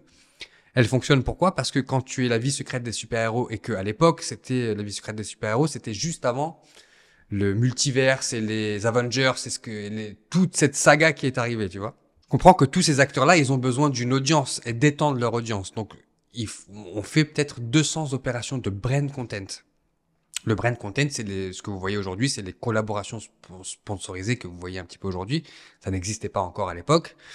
Mais aujourd'hui, je comprends que cette audience-là peut être monétisée. Donc nous, on a déjà, rappelle-toi qu'on a toutes nos audiences encore dormantes. Pas dormantes parce qu'on continue d'alimenter avec du contenu, etc. Donc oui, aucun intérêt de continuer à faire ça pour les autres. Par contre, on a compris quelque chose. On a compris à créer du contenu de très haute qualité avec d'autres moyens. Faire de la vidéo, on a été les premiers à faire des lives à l'époque, plus de 600 heures de live en 2017. C'est énorme. Donc on faisait des lives avec 50 000 personnes en direct. C'était incroyable. C'est ouf. C'était incroyable. Donc on a compris, on a pu acquérir grâce à Melty, on a pu comprendre que si tu mettais les moyens dans la production et dans la création de contenu, ton audience, elle pouvait faire x5, x10, qui était très différent du contenu qu'on faisait avant, qui était très lié à l'actualité. On faisait ce qu'on appelle du newsjacking. On continue de le faire. Donc, le newsjacking, c'est rebondir sur l'actualité. Voilà. Donc, on faisait ça avec du contenu qui n'était pas à nous. Donc, on prenait il y avait une news, voilà. À Melty, on a compris que si tu faisais ton contenu, qu'il était 100% original, là, c'était game changer. On comprend ça en 2017, avant de partir en 2018. Et voilà, donc on quitte Melty. Je décide tout de suite de reprendre cette activité que j'avais, de pouvoir réalimenter mes médias et mes communautés avec du contenu à forte valeur ajoutée. Mais, 2018, il arrive, il y a un fait qui est hyper important, c'est l'arrivée du social shopping. Personne connaît encore ce qu'est le social shopping et cette activité de social shopping, à savoir faire du e-commerce sur les réseaux sociaux, elle va retarder mon relancement de l'activité média. Pourquoi? Parce que il y a vraiment beaucoup d'argent à se faire. Donc là, on parle vraiment d'argent, on parle d'alimentaire. Donc, il faut se rappeler que je reprends en activité. Donc, je dois faire un choix stratégique parce que l'argent, il faut pouvoir le faire demain. Et l'activité média, elle nécessite production de contenu, planification, organisation, tandis que social shopping, il suffit d'un bon produit pour faire des millions d'euros de chiffre d'affaires. Et ça me fait retarder l'activité média, mais ça me permet de découvrir un nouveau truc sur lequel j'avais commencé, je te rappelle, avec Skyblog et eBay. Le social shopping qui débarque. Ce social shopping, c'est l'occasion pour moi de pouvoir alimenter mes communautés avec du contenu qui n'est pas à moi, mais que je peux monétiser. Je te donne l'exemple du premier banger qu'on a fait. Il y avait une entreprise française qui avait fait un matelas pour les road trippers. Donc un matelas qui pouvait se plugger à ta plage arrière en fait et qui te permettait d'avoir un lit de 130 cm à peu près en largeur, tu vois. Je les contacte, je les trouve et je leur dis tout de suite, votre produit m'intéresse, j'ai une communauté voyager loin. Donc, que des fans de voyage qui seraient ravis de pouvoir l'acheter. Personne ne vous connaît, mais il me dit, envoyez-moi, mettez juste le lien sur votre page et ça ira. J'ai dit, non. Il faut créer du contenu pour donner un petit peu envie à ces gens-là. Il a fait le contenu. Il a fait juste une vidéo montrant le produit se gonfler donc, en gros, on avait sur une vidéo la preuve de l'utilité de ce produit. Cette vidéo-là, elle a fait 6 millions de vues. C'était énorme à l'époque. 6 millions de vues. En termes de conversion de chiffre d'affaires, le mec a carrément fermé sa boîte parce qu'il n'a pas honoré ses commandes. Donc, ça m'a mis dedans. Ouais. Ça m'a mis dedans de fou parce que au bout de, enfin, il a pas pu honorer toutes ses commandes. Les gens ont été remboursés, etc. Le mec n'a pas pu honorer ses commandes. Et donc, c'est là que j'ai compris, en fait, qu'il faisait du dropshipping. Le dropshipping n'était pas encore, revenu là-dessus. Donc, il faisait du dropshipping, c'était pas ses produits. Donc, j'ai dû retrouver un fournisseur. Et en gros, le dropshipping aujourd'hui, c'est connoté de façon très péjorative. Mais en gros, un dropshipper, tous les magasins en France physiques font du dropshipping. Voilà, c'est juste vendre le stock d'un produit qui n'est pas à toi. Donc, voilà, donc j'ai vendu le stock de produits qui n'étaient pas à moi sur différents sujets et qui étaient collés à mes thématiques.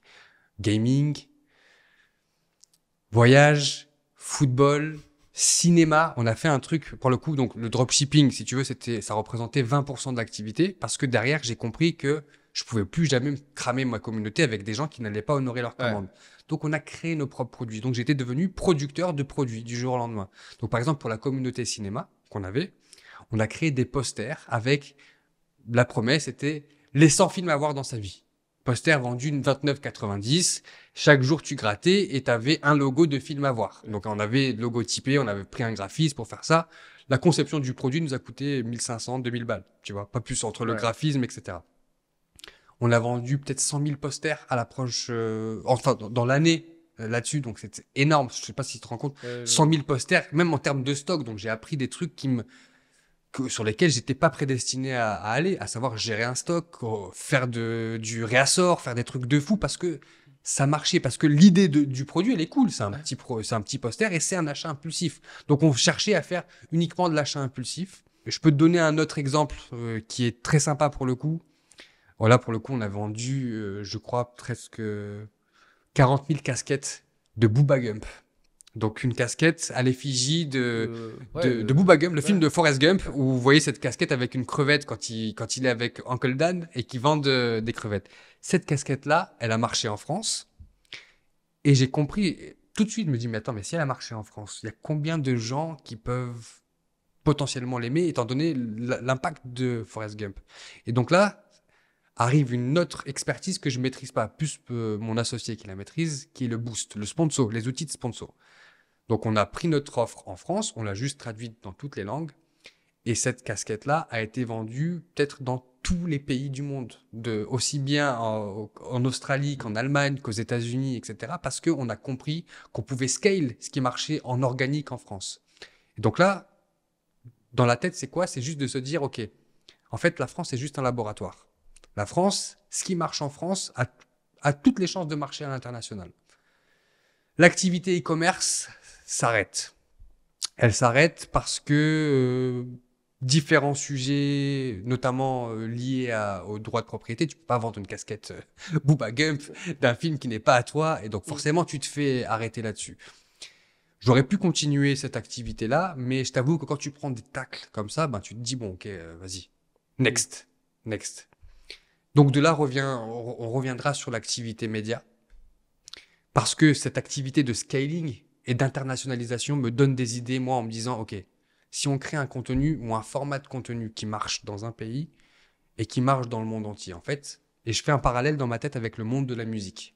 Quand tu es producteur de musique et qu'une musique est jouée dans le monde entier, Il y a tout le monde connaît la SACEM, les rétributions, etc. Et je me dis, OK, on peut faire la même chose avec des vidéos.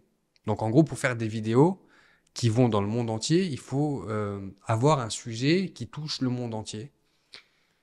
Et là arrive l'idée d'origine. L'idée d'origine, c'est pour moi l'occasion un peu de faire un projet qui me ressemble vraiment. Donc, origine, c'est quoi? C'est pour moi l'opportunité de donner la parole à des gens à qui on ne la donne pas à l'époque. Donc, quand il y a Origine qui sort, personne ne fait ce que vous voyez tous aujourd'hui, à savoir du témoignage de gens anonymes. C'est un peu comme la Suisse fait, il y a Non, Tataki. Tataki. Tataki, c'est encore, c'est pas pareil, mais. Mais c'est un format qui, en tout cas, dans l'idée, se rapprocherait, j'ai l'impression. En tout cas, peu... oui, ouais. dans la thématique psychosociale, Ouais. psychosociologie. Et donc, Origine, pour moi, c'est le média auquel moi, j'aurais pu participer, à savoir raconter une vie, un parcours qui est assez atypique, qui n'est pas linéaire. Et au final, tu te rends compte que ce que je viens de te dire là, on pourrait dire, putain, c'est un truc de fou, il a une histoire atypique. Mais au final, l'histoire des gens, c'est c'est une ressource inépuisable, en fait. Pouvoir collecter les histoires des gens et leur donner une audience. Donc, en gros, l'idée d'origine, elle vient de cette envie de donner la parole à des gens qui ne l'apprennent pas, parce qu'ils sont soit trop timides, ou soit parce qu'on ne veut pas leur donner parce qu'ils ne sont personne. À l'époque, c'est vraiment ça. Ouais. Les réseaux sociaux, il faut se dire qu'on est à l'ère, à l'époque, quand on lance Origine, 2020-2021, on est à l'ère du fake, on est à l'ère des filtres. C'est pas aussi transparent qu'aujourd'hui. On a fait du chemin entre-temps, mais à l'époque, les réseaux sociaux, c'est sois beau et tais-toi. Nous, alors, j'ajoute à ça le fait que on donnait la parole uniquement à des célébrités ou à des gens qui voulaient être célèbres ou qui avaient fait un buzz ou qui avaient surfé sur une tendance. Et on faisait du contenu court. À l'époque, les tendances, c'est faites court, faites carré, balancez. Et nous, à l'époque, on parle avec Alexis et Newin, qui sont les deux cofondateurs. On est 3 cofondateurs sur ce média-là. On décide de faire totalement l'inverse. On décide de faire du contenu long sur les réseaux sociaux avec des gens qu'on ne connaît pas. C'est vraiment un pari très audacieux. Ouais, c'est un contre-pied de ce qui se fait actuellement au moment où tu le fais, quoi. Et pour le coup, c'est encore une fois, on est dans le domaine de l'instinct. Enfin, moi, en tout cas, à l'époque, je me dis, OK, on est sur du contenu court qui ne donne pas beaucoup de valeur. Je comprends pas. Les gens sont censés. On peut consommer encore du contenu long. C'est pour ça que même en 2024, j'ai toujours refusé de faire des contenus short et courts parce que dans mon esprit, on peut pas donner autant de valeur sur un contenu de 1 minute que sur un contenu de 15 ou de 20 minutes. Donc, je me suis toujours refusé de faire des contenus courts, notamment aussi sur les problématiques de santé. C'est un problème. Aujourd'hui, c'est un problématique de santé. On peut dire santé mentale, mais on rentre dans une logique de santé publique avec des taux de concentration qui chutent de plus en plus parce que les gens scrollent bêtement comme ça et se prennent des shoots d'émotions. Notre cerveau n'est pas adapté à ça, donc on s'est toujours refusé d'aller là-dedans.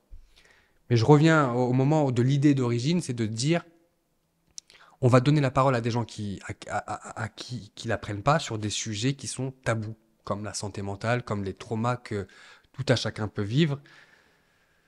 Parce qu'il y a une place. Donc là, je parle et business, mais je parle aussi en termes de citoyen. Parce que aujourd'hui, Origine, je le considère comme étant un média d'utilité publique. Un média qui fait réfléchir, en tout cas, qui. C'est une entreprise à mission qui fait des vues d'utilité publique. On veut faire des vues d'utilité publique. Et quand quelqu'un, je vais te donner un exemple pour moi qui m'a le plus marqué sur Origine. On a travaillé avec notre boîte de prod à l'époque avec une association qui s'appelle Le Point Rose. Le Point Rose, c'est une association qui vient en aide aux parents qui ont eu la malchance d'avoir des enfants malades, atteints de cancer et qui sont décédés et qui se retrouvent dans un deuil incroyable. Et quand je découvre Le Point Rose, ce que je vois, ce que j'apprends en fait, c'est que quand tu as le malheur d'avoir un enfant malade et que tu as un travail, t'as envie de le quitter ce travail, t'as envie de t'occuper de ton gosse. T'es pas protégé par la sécu. Donc tu dois démissionner de ton taf ou alors prendre un congé sans solde. À l'époque, on en est là. Donc en gros, t'es pas payé. T'as ton enfant qui est malade, double peine, t'es pas payé. Si t'es pas payé, comment tu fais si t'as un crédit immobilier? Tu peux pas rembourser ton crédit immobilier, la banque te met la misère. Et si tu as encore plus de malheur d'être à 50 km de l'hôpital, si tu veux être proche de ton gosse et que tu veux te loger, bah, si t'es pas payé, tu peux pas prendre d'hôtel, donc tu dors dans ta voiture. Donc, Voilà, un événement terrible, la loi des séries te met dans un truc de malade. Et le point rose, si tu veux, aide ces gens-là. Et le pouvoir d'origine, il a été de capter le témoignage de ces parents-là, qui ont vécu cette situation désastreuse. En plus de perdre leur enfant, ils ont perdu leur travail, plus de maison, obligés de tout vendre, obligés de dormir dans une voiture. On a fait 8 portraits, ça a fait 15 millions de vues.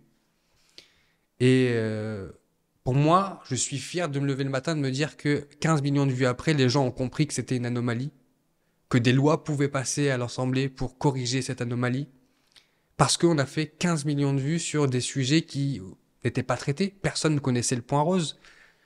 Et dernièrement, je pense, enfin je suis pas sûr, mais en tout cas, Zinedine Zidane est devenu le parrain d'une association qui, quand on était avec eux, n'avait pas autant d'aura là-dessus. Donc c'est ça qui me permet de me lever le matin et d'être fier de ce qu'on fait avec Origine, c'est de dire qu'on donne la parole sur des sujets qui sont hyper tabous, et des gens qui viennent te raconter face caméra le décès de leur enfant, c'est pas quelque chose de facile, et c'est pas quelque chose, voilà. En tout cas, c'est une responsabilité de fou qu'on s'est donné avec Origine, en donnant la parole à des gens qui ont besoin de l'apprendre et qui ne savent pas le faire. Donc, Moyen de Prod, cette association a bénéficié des services de cette boîte de prod qui est basée à Marseille. Je peux leur faire une pub parce qu'ils le méritent, c'est BU. Et qui a capté 8 témoignages pour Origine et qui en a fait un carton d'audience. Donc, en gros, il y a 2 façons de voir les choses. Il y a la façon parce que on parlera de la monétisation après. On fait 15 millions de vues. Et 15 millions de vues sur un sujet d'utilité publique. Donc, en gros, je me sens utile quand je me lève le matin de travailler avec Origine et travailler avec tous ces gens qui font Origine. Et il y a aussi une logique plus business là-dedans de se dire, OK, maintenant qu'on fait de l'audience, comment on va pouvoir pérenniser cette audience et pouvoir continuer de donner la parole à des gens qui peuvent pas le faire. Si ça marche en France, encore une fois, s'il y a des besoins en France, il faut le dupliquer tout de suite à l'étranger. Et donc, Origine, aujourd'hui, il est présent au Mexique, aux États-Unis, bientôt en Allemagne, et on donne la parole à des gens qui ont besoin de l'apprendre. Et pour moi, c'est une énorme fierté de faire ça. Et on pourra parler du business associé là-dessus, parce que les gens nous disent, mais au final, on peut avoir, très souvent, très souvent, on peut le penser en disant, mais en gros, tu fais ton business sur le malheur des autres. Parce que, au final, peut-être que je te le décris, voilà. Il y a d'autres histoires, bien sûr, il n'y a pas que des histoires aussi douloureuses que celles que je viens d'exposer. Mais je vais le tourner comme ça parce que c'est quelque chose que vu que c'est la première fois que je prends la parole sur ce sujet, c'est important de clarifier ce point. On fait pas le business sur le malheur des autres. On fait pas le business sur le dos des autres. Notre business, c'est de raconter l'histoire des histoires. C'est ça notre business. C'est pour ça que les gens viennent souvent me demander mon expertise. Comment ils auraient pu le faire de leur côté, un témoignage, et le diffuser, parce que au final, rien ne les a empêchés de le faire. Sauf qu'ils savent pas le faire, ils ont pas les moyens de le faire. Et puis, il y a une manière de faire. Ça, c'est un peu ton super pouvoir aussi. Un deuxième, c'est de savoir faire ce qui fonctionne, le dupliquer et en plus le rendre international pour la suite. Là, on arrive à un moment du podcast où on comprend que tu sais créer du contenu, tu sais voir les tendances, en tout cas en déceler certaines, et on sait que tu sais monétiser toutes ces choses. Là, forcément, les gens se disent comment moi je peux faire ce genre de choses. Est-ce qu'il y a un point de départ que tout le monde doit connaître pour arriver ensuite à faire ce que tu fais? Bon, la meilleure des choses à faire, déjà, c'est de te contacter ou de te suivre. Où est-ce qu'ils peuvent te suivre, les gens, là, aujourd'hui? Je suis pas un foudre de guerre de mes propres réseaux sociaux à moi, mais vous pouvez me contacter sur LinkedIn sans problème. LinkedIn, ouais. Ok. LinkedIn, forcément, il faut s'abonner à Origine, aller voir ce qui se fait sur Origine. Et maintenant, c'est de se dire, ok, maintenant que on sait qui tu es, on sait ce que tu es capable de faire. Moi, j'ai envie de savoir, est-ce qu'aujourd'hui, les gens qui nous écoutent ont envie de savoir comment on peut, au minimum, appliquer quelques tips, quelques conseils pour avoir au minimum une bonne base et pour arriver, pourquoi pas, à des dizaines de millions d'impact et de vues pour la suite. Ok, donc déjà, l'élément le plus rapide aujourd'hui pour créer une audience et créer une communauté, c'est plus aussi simple qu'avant, mais l'outil adéquat aujourd'hui, c'est la vidéo. On peut pas se passer de la vidéo. Qu'elle soit format court, format moyen, format long. Aujourd'hui, maîtriser la création de contenu vidéo, elle est vitale pour celles et ceux qui veulent créer une audience. Aujourd'hui, je peux le voir sur plein de petits comptes qui essayent de lancer ou des gens qui me disent « Mais Alex, comment ça se fait que j'arrive pas à décoller sur mes communautés ?» En regardant leur contenu, dès les premières secondes, on comprend pourquoi ils n'arrivent pas à décoller. Parce qu'il y a des notions de base à comprendre. On hook, on attaque, on accroche les gens dans les premières secondes de la vidéo. Dans les premières secondes de la vidéo, il faut qu'on puisse donner l'opportunité à ces gens-là de comprendre quelle est la promesse édito du sujet. Est-ce que je vais m'ennuyer? Est-ce que je vais m'étonner? Est-ce que je vais pleurer? Donc en gros, en 3 secondes, il faut lui donner un maximum d'éléments pour qu'il comprenne quelle vidéo il va consulter, quelle vidéo il va consommer et est-ce qu'il a tout intérêt à rester sur cette vidéo pour interagir avec ce contenu-là. Donc ça se joue dans les premières secondes. Les premières secondes, ça nécessite forcément d'avoir un cadre autour de la vidéo qui est propice à la viralité. Une bonne lumière, un bon son, une bonne image. Enfin, là, je vous donne vraiment des éléments généraux. Oui, les basiques à maîtriser au minimum. minimum. Les basiques, mais ça veut pas dire que demain, tu peux faire une vidéo où toutes les tendances qu'on voit sur le web, elles peuvent partir d'un concept qui a un son éclaté, une qualité d'image éclatée, etc. Mais ne prenons pas les exceptions parce qu'on me rétorque souvent. J'ai vu, c'est une vidéo parmi 1 million qui sont publiées.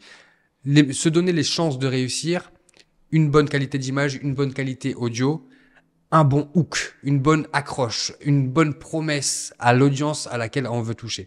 Et dans les 3 premières secondes. Dans les 3 premières secondes minimum. Si c'est même pas les 3 centièmes de première seconde, dans le sens où ça se joue vraiment tout de suite. Maîtriser ces concepts-là, ça veut pas dire qu'on va les maîtriser en un jour. Voilà. Moi, ce que je dis souvent aux gens, c'est prenez-vous les murs, prenez-vous les vidéos qui font 2 likes, prenez-vous les vidéos qui font 100 vues, 150 vues, là, je parle de 150 vues. Certains aimeraient avoir 150 vues, même si tu fais 10 vues, c'est pas grave. Forcément, on arrive à des trucs très bateaux comme échouer, et ça va rentrer à un moment ou un autre. C'est des trucs très basiques que je vous dis, mais qui sont diaboliquement vrais dans le sens où il faut créer du contenu un maximum pour comprendre comment on en crée. Le problème des basiques, c'est que les gens ont une facilité à comprendre les basiques, mais à ne pas les appliquer. Pourquoi? Que potentiellement, c'est trop simple pour être vrai. Et les gens ont du mal à accepter le fait que c'est des actions simples qui vont te permettre à en effet cumuler positif, parce qu'il y a l'effet cumulé négatif. Là, pour le coup, de ne pas faire les basiques, c'est un effet cumulé négatif. Et que l'effet cumulé positif, c'est essaye, trompe-toi, rectifie, améliore, applique les basiques, bon son, belle image, hook, fais les choses. Et en fait, c'est trop facile à comprendre. Et je pense que les gens ont du mal à assimiler que ce truc trop facile à comprendre, c'est ce qui fonctionne. Parce qu'ils disent, c'est pas possible, il y a un secret, il y a un hook quelque part que j'ai pas vu et qui m'emmène pas dans la bonne direction. Le deuxième truc, ou un peu moins basique pour le coup, c'est maîtrise ton environnement. Dans maîtrise ton environnement, il y a forcément benchmark. Comprends ce qui se fait ailleurs sur les thématiques sur lesquelles tu veux aller. Prenons un exemple. Demain, tu as envie de parler de manga. Okay, tu trouves naturellement avec des milliers et des milliers de créateurs qui vont parler de manga.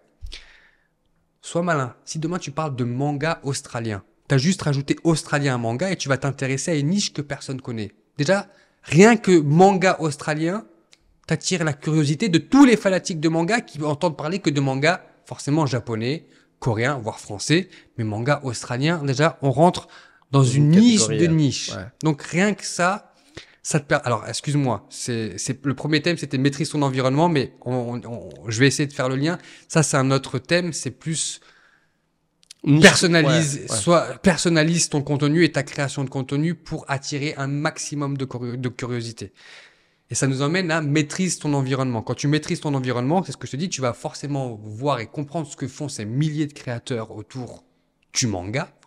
Tu vas comprendre qu'est-ce qui fait quand tu auras regardé 100, 200, 300, 1000 vidéos autour de cette thématique-là, qu'est-ce qui fait que les 10 vidéos qui ont fait le plus de vues sur ton benchmark ont pété ou ont fait des vues. Donc, tu vas analyser des éléments clés. Tu vas dire, ah tiens, c'est bizarre. Sur les 10 vidéos qui ont fait plus d'1 million de vues, je remarque qu'il a commencé avec une phrase type. Donc, tu vas pouvoir comparer. Voilà. Faites attention entre le comparer, s'inspirer et plagier, il y a copier, un monde. Littéralement, voilà, on n'est pas obligé d'arriver à copier. Mais l'idée, c'est de pouvoir comprendre ce qui a marché sur les thématiques des créateurs qui exploitent ces contenus-là.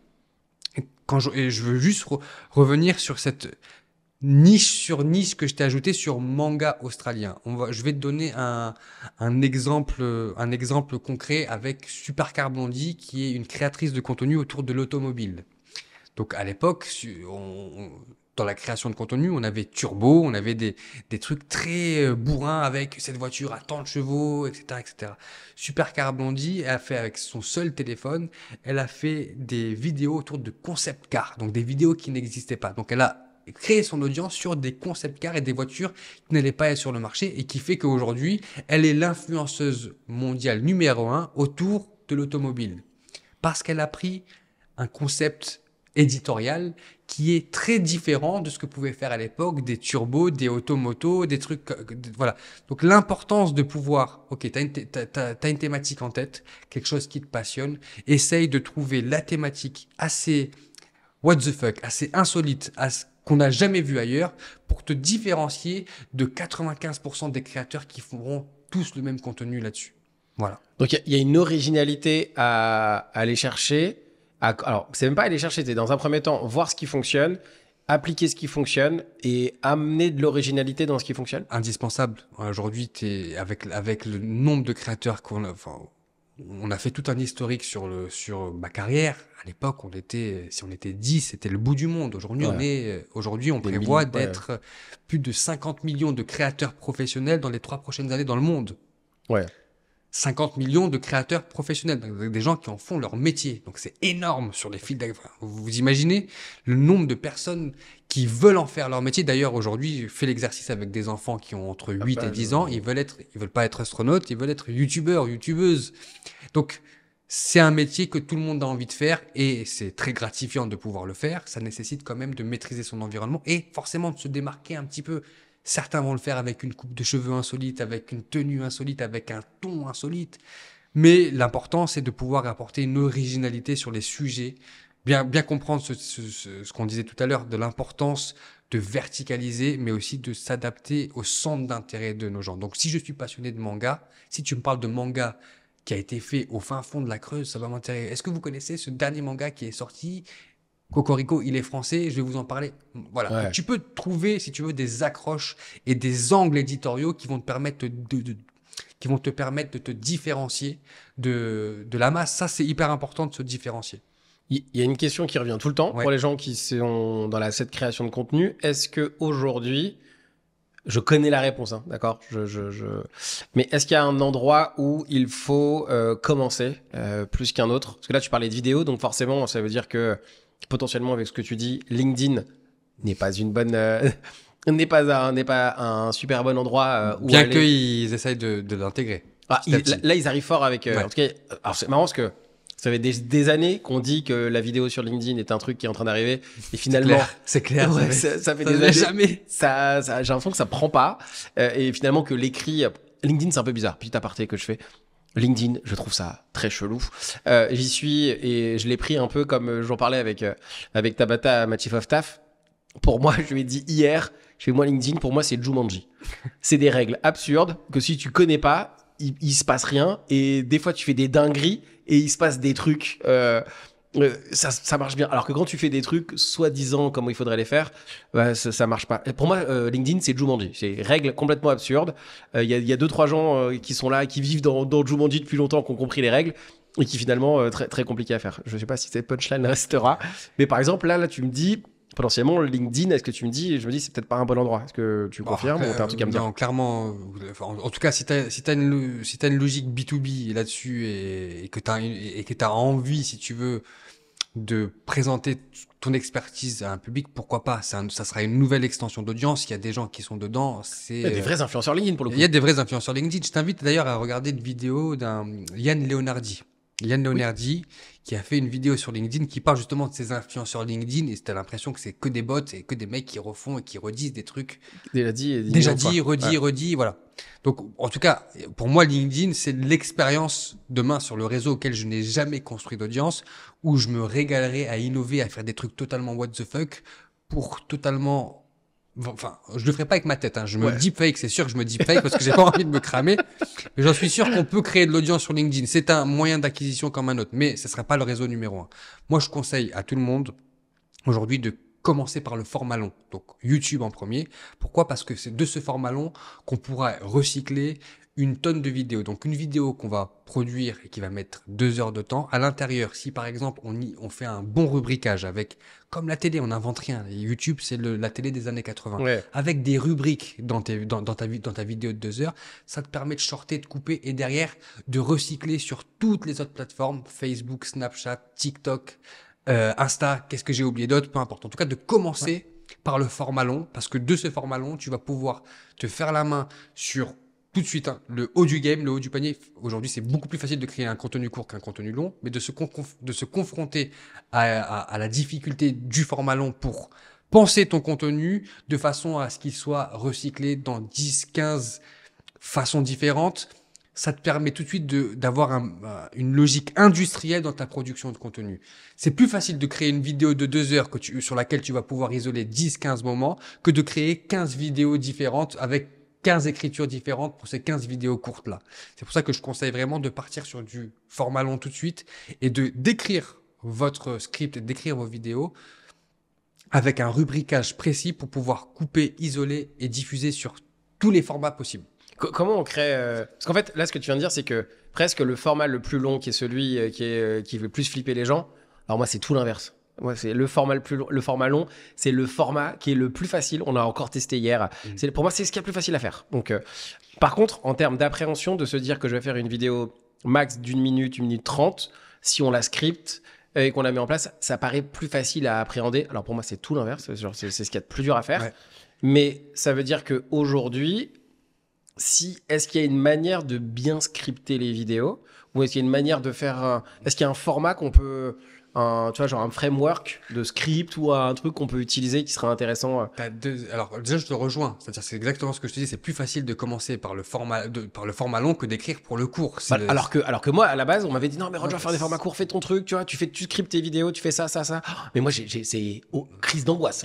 Tu l'as vérifié par toi-même et les gens le vérifieront justement parce que bon, voilà, à moins de faire des galipettes ou des tendances et de mettre une musique. Bon, ok. Bon, on parle de vidéos vraiment sérieuses et des vidéos sur lesquelles vous allez pouvoir capitaliser sur 10 ans et que vous n'aurez pas honte de regarder dans 10 ans parce que vous avez suivi une tendance stupide où vous allez verser un seau de glaçon sur votre associé ou sur votre collègue pour faire des vues. Voilà, on parle de vraiment vidéos sérieuses et pour le coup, c'est beaucoup plus facile de commencer par le long. Et ta question, pardon, c'était... Est-ce qu'il y a un script, un framework? Il y a 2 écoles. Tu as des gens comme Idriss Aberkan, qui est un youtubeur que je suis, qui va être en total roue libre, qui va avoir quelques grands thèmes et qui va meubler sur ces grands thèmes. Et donc, il n'a pas un script prédéfini. Tu as des concepts YouTube aujourd'hui, donc on appelle ça vraiment des concepts YouTube qui sont écrits à l'américaine, à la virgule près, et comme des concepts que j'ai pu tourner moi-même, où tu as un vrai conducteur et tu suis ce conducteur et tu as écrit tes transitions à l'avance.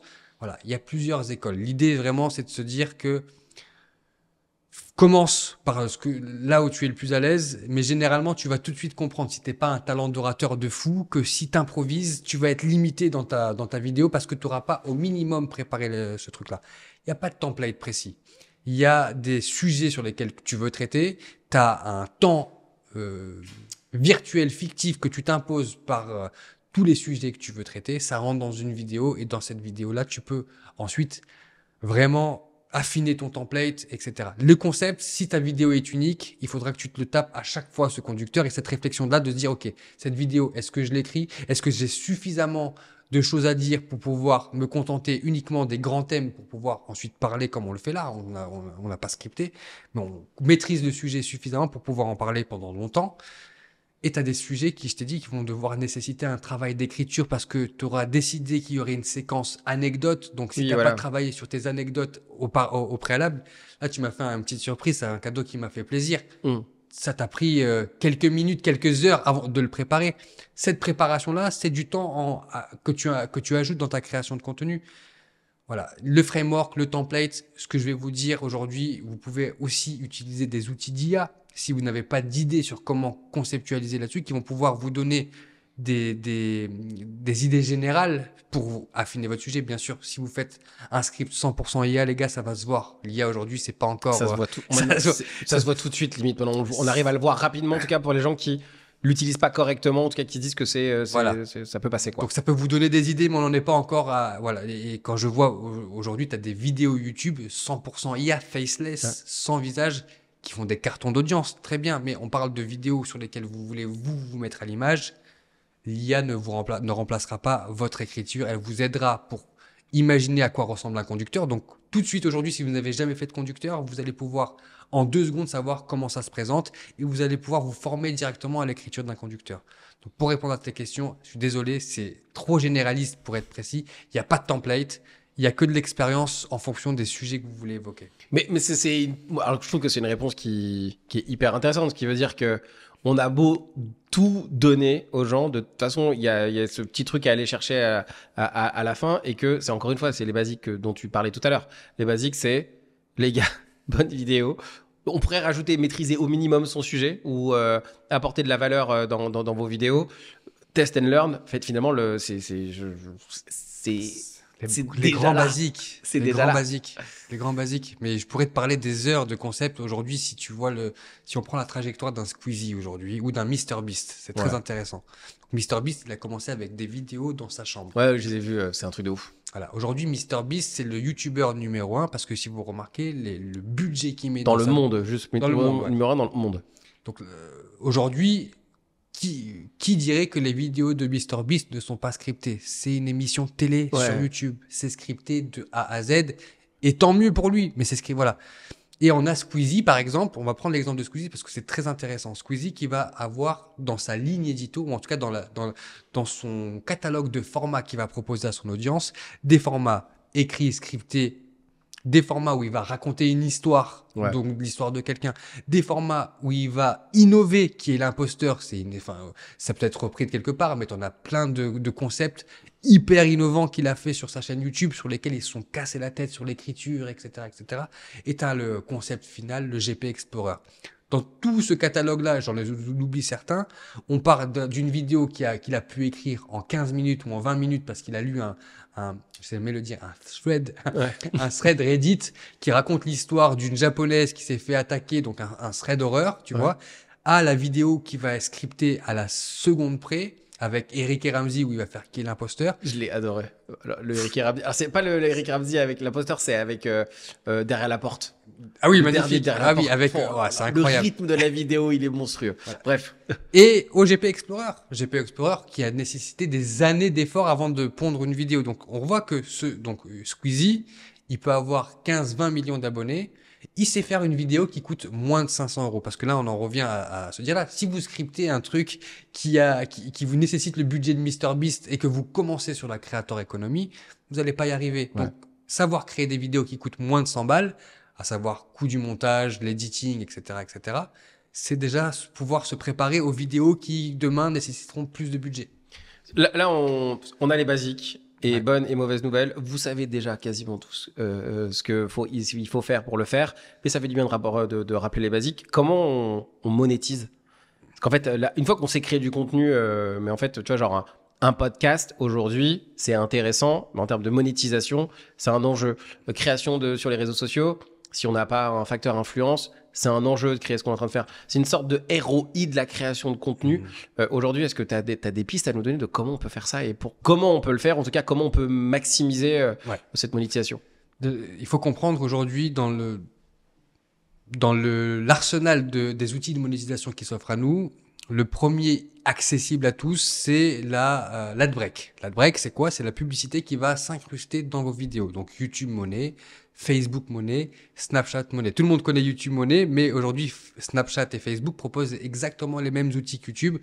Et fun fact, il y a énormément de YouTubeurs qui ne postent pas leurs vidéos sur Facebook alors qu'ils ont juste à publier leurs mêmes vidéos sur Facebook ou Snapchat et se feraient peut-être 2 ou 3 fois plus de revenus, enfin, complémentaires là-dessus. Donc, l'adbreak, c'est en tout cas, ce qui est accessible à tout le monde. Une fois qu'on a de l'audience, une autre piste s'offre à nous, c'est les collaborations commerciales. Donc, ça peut être soit du placement de produits, soit des collaborations de marques. On appelle ça brand content.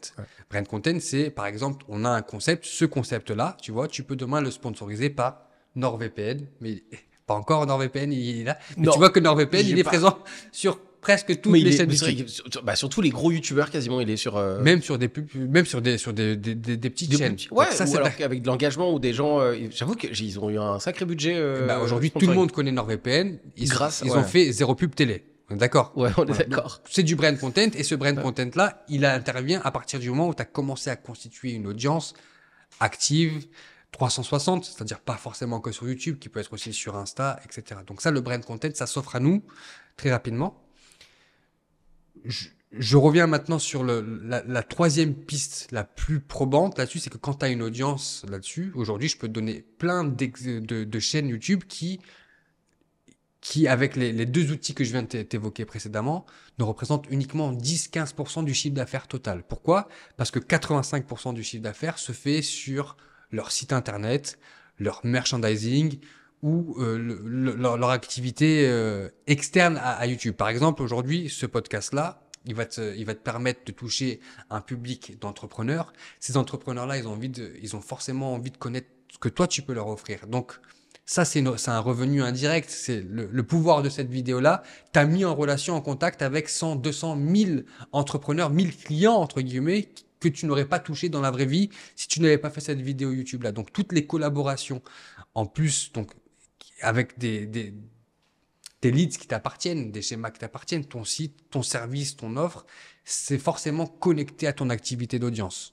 En tout cas, tu peux, voilà. Moi, c'est pas quelque chose que je fais. Moi, je capitalise uniquement sur les deux premiers leviers que je t'ai dit parce que j'ai suffisamment de traction grâce à l'international. Voilà. Ok. Mais tu peux avoir, en tout cas, c'est les trois leviers principaux que je t'ai donnés. Un dernier levier que je peux te donner, si vous êtes dans la création de contenu, aujourd'hui, vous avez des subventions type CNC, la région qui peuvent venir soutenir votre création de contenu, pas forcément sur de la logique institutionnelle ou B2B comme on fait là, mais par exemple, regardez sur tous vos créateurs préférés, vous allez voir au début une mention en partenariat avec le CNC parce que le CNC finance la créativité et la création de contenu. Voilà, je pense être complet sur les quatre leviers. On arrive, je pense, sur la fin du podcast. Est-ce qu'il y a un sujet, avant que je te pose la dernière question du podcast, est-ce qu'il y a un sujet sur lequel on n'est pas allé et qui est important ou que les gens qui vont nous écouter, d'après toi, ça mériterait qu'on en parle là maintenant tout de suite? Je pense qu'on n'a pas assez parlé de l'international. Aujourd'hui, la création de contenu est une barrière via la langue auquel tu parles. Aujourd'hui, c'est un podcast francophone. À moins d'avoir un Anglais qui parle français, on ne trouvera jamais quelqu'un en Angleterre, ni aux États-Unis, ni en Australie. Donc, on se met forcément une barrière au niveau de la langue qui est aujourd'hui, enfin, la barrière à l'entrée pour activer d'autres marchés, elle a jamais été aussi faible qu'aujourd'hui. Et je vais te poser une question et j'ai trop hâte de savoir ta réponse. À ton avis, quel est le programme télé qui a été le plus vendu dans le monde sur ces 30 dernières années? Truc Santa Barbara, là? Non? C'est pas... Je vais te dire, t'as le droit à une autre chance. Santa Barbara, c'est pas ça. C'est Santa Barbara, mais tu sais, le truc à la con qui passait sur TF1 à l'époque. Oui, les Feux de l'amour. Les Feux de l'amour. Ouais. J'essaie un programme. Hein. Ouais. Un programme. Celui qui gagnait des millions, là? Non. Ah, non. Je te dis la langue, je te donne la réponse. Non, okay. C'est pas Dernier? Allez, j'essaie de voir. Alors, je me rapproche ou pas d'un truc comme ça? Un peu loin. Mais bon, qui veut, mais là, c'est pas grave. Juste pour rire, ça te parle? Ah putain, de ouf. Mais oui. Juste pour rire, à ton avis, pourquoi ça a été le programme le plus vendu dans le monde? Je te parle pas en termes de chiffre d'affaires. Le nombre de fois il a été vendu, la licencié. réponse, elle est facile, je pense, parce qu'ils parlent pas. Parce qu'ils sont muets. Ouais. Donc, en gros, eux, ils ont tout de suite imaginé leur programme pour que ce programme-là puisse être compris aussi bien au Pakistan qu'au Nigeria qu'en Amérique du Sud. Ouais. Dans la creator economy aujourd'hui, qu'est-ce qui vous empêche d'imaginer des programmes? On a des francophones, entre guillemets, ils sont suisses, je crois, surtout, plutôt, les Capone, qui eux ont. Pas des Belges? Je pense que c'est des Suisses. Ah, j'ai un doute, en tout cas. Suisse, okay. En tout cas, je sais qu'ils sont pas natifs en France, je pense. Ouais. En plus, je crois qu'ils sont même portugais, je crois, tous les deux. Et ils ont fait un format où ils parlent pas, et leur format, ils ont 12 millions d'abonnés, je crois, sur Instagram. Et bah, c'est un peu ce que tu dis. Qui c'est le TikToker numéro 1? Ah, c'est encore lui? Kabilam. C'est encore lui, là? Non, peut-être. Ouais, en tout cas, à vérifier, mais en tout cas, Kabilam, voilà. En mode. Ouais. Parle pas. Donc, l'idée, c'est, ça veut pas dire ferme ta gueule et t'auras des vues, ça veut pas dire ça. Ça veut juste dire qu'aujourd'hui, la barrière à l'entrée pour s'adresser à d'autres marchés, voilà, elle est hyper faible. Donc, Donc ça, je pense que pour moi, c'était important de revenir sur l'international pour les créateurs de contenu qui veulent en faire leur métier. Vous pouvez avoir des programmes parlés, incarnés, sur lesquels vous y posez votre voix. Vous avez même maintenant accès à des outils d'intelligence artificielle qui peuvent traduire vos vidéos. Ce que fait MrBeast, par exemple. Ouais. MrBeast, il a une piste audio pour plein de pays. Ce qui fait qu'il a multiplié son audience par 10. Laisse tomber. Mon fils, il a 10 ans. De temps en temps, regarde des vidéos avec voix française ou en voix voix anglaise? française, bah ouais, voix Tu française. te rappelles de MTV à l'époque? Ouais. Pour moi, c'est un programme MTV là-dessus. Mais voilà, donc je pense qu'aujourd'hui, c'est une notion sur laquelle on peut pas passer à côté. Vous n'êtes pas des créateurs de contenu francophones. Vous pouvez dès demain être des créateurs de contenu internationaux et avoir une audience internationale. Donc pensez-y parce que vous pouvez répondre à des besoins qui sont les mêmes en France que dans d'autres pays. Et c'est important pour visualiser le marché qu'il y a devant nous. Et il nous reste quelques... Je vais aller sur ce sujet-là quand même parce que là, on passe de créer du contenu, c'est dur, d'exister, c'est dur, à maintenant, il faut prendre la notion internationale. Donc, on rajoute une particularité à notre création de contenu. Genre, en fait, on va pas avoir le choix aujourd'hui d'avoir de créer du contenu qui va être international. J'ai l'impression que c'est un peu ce que tu dis. Alors oui, mais après, bien sûr, dans ta ligne éditoriale, tu as des contenus qui vont avoir une rayonnance locale parce que tu vas parler d'un sujet local et tu pourras pas avoir une audience au Texas si tu parles d'un sujet qui concerne qu'une partie des Français, tu vois. Okay. Ça nécessite d'adapter forcément ces sujets. Prenons l'exemple d'une thématique famille ou maman. Tiens, maman, quelqu'un qui a envie de donner des conseils aux futures mamans. Qu'est-ce qui l'empêche aujourd'hui de parler à toutes les mamans du monde? Si elle parle en français, par exemple, je te donne un exemple. On va se filmer sans montrer ma tête et je vais juste avoir une voix off qui m'accompagne derrière. Donc en gros, je vais prodiguer des conseils en disant tel biberon, il faut faire ça pour le faire, ça pour le faire. Et donc en gros, tu vas juste voir ma main à l'écran en train de remplir un biberon avec une recette. Par exemple, la cuisine, tu vois.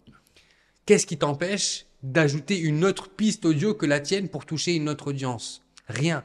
Avec les outils à disposition aujourd'hui, tu peux avoir une audience tout de suite internationale. Donc, de penser sa création de contenu pour d'autres pays, forcément, c'est le meilleur des conseils que je vais pouvoir te donner aujourd'hui. Pense ta création de contenu pour d'autres pays si elle le permet. Et même si ta tête aujourd'hui, on fera le test et tu me donneras un petit extrait que tu intégreras à la vidéo. Tu verras, on parlera dans 3 langues dans ta vidéo et vous le découvrirez tout de suite. Tu vois, écoute, on va voir. Ce serait cool que le podcast. Je peux te le traduire en 2-2. Tu verras, tu me donneras le truc. On arrive à la fin de ce podcast et une question que je pose à tous nos invités pour terminer, qui est qu'est-ce que tu aimerais que les gens retiennent de notre échange, Alex? J'aimerais qu'ils retiennent cette nécessité de devoir s'adapter et de devoir anticiper les choses. Parce que si tu t'entraînes à bien anticiper, à bien t'adapter, c'est un muscle qui va te servir toute ta vie et qui te permettra d'être toujours avant les tendances.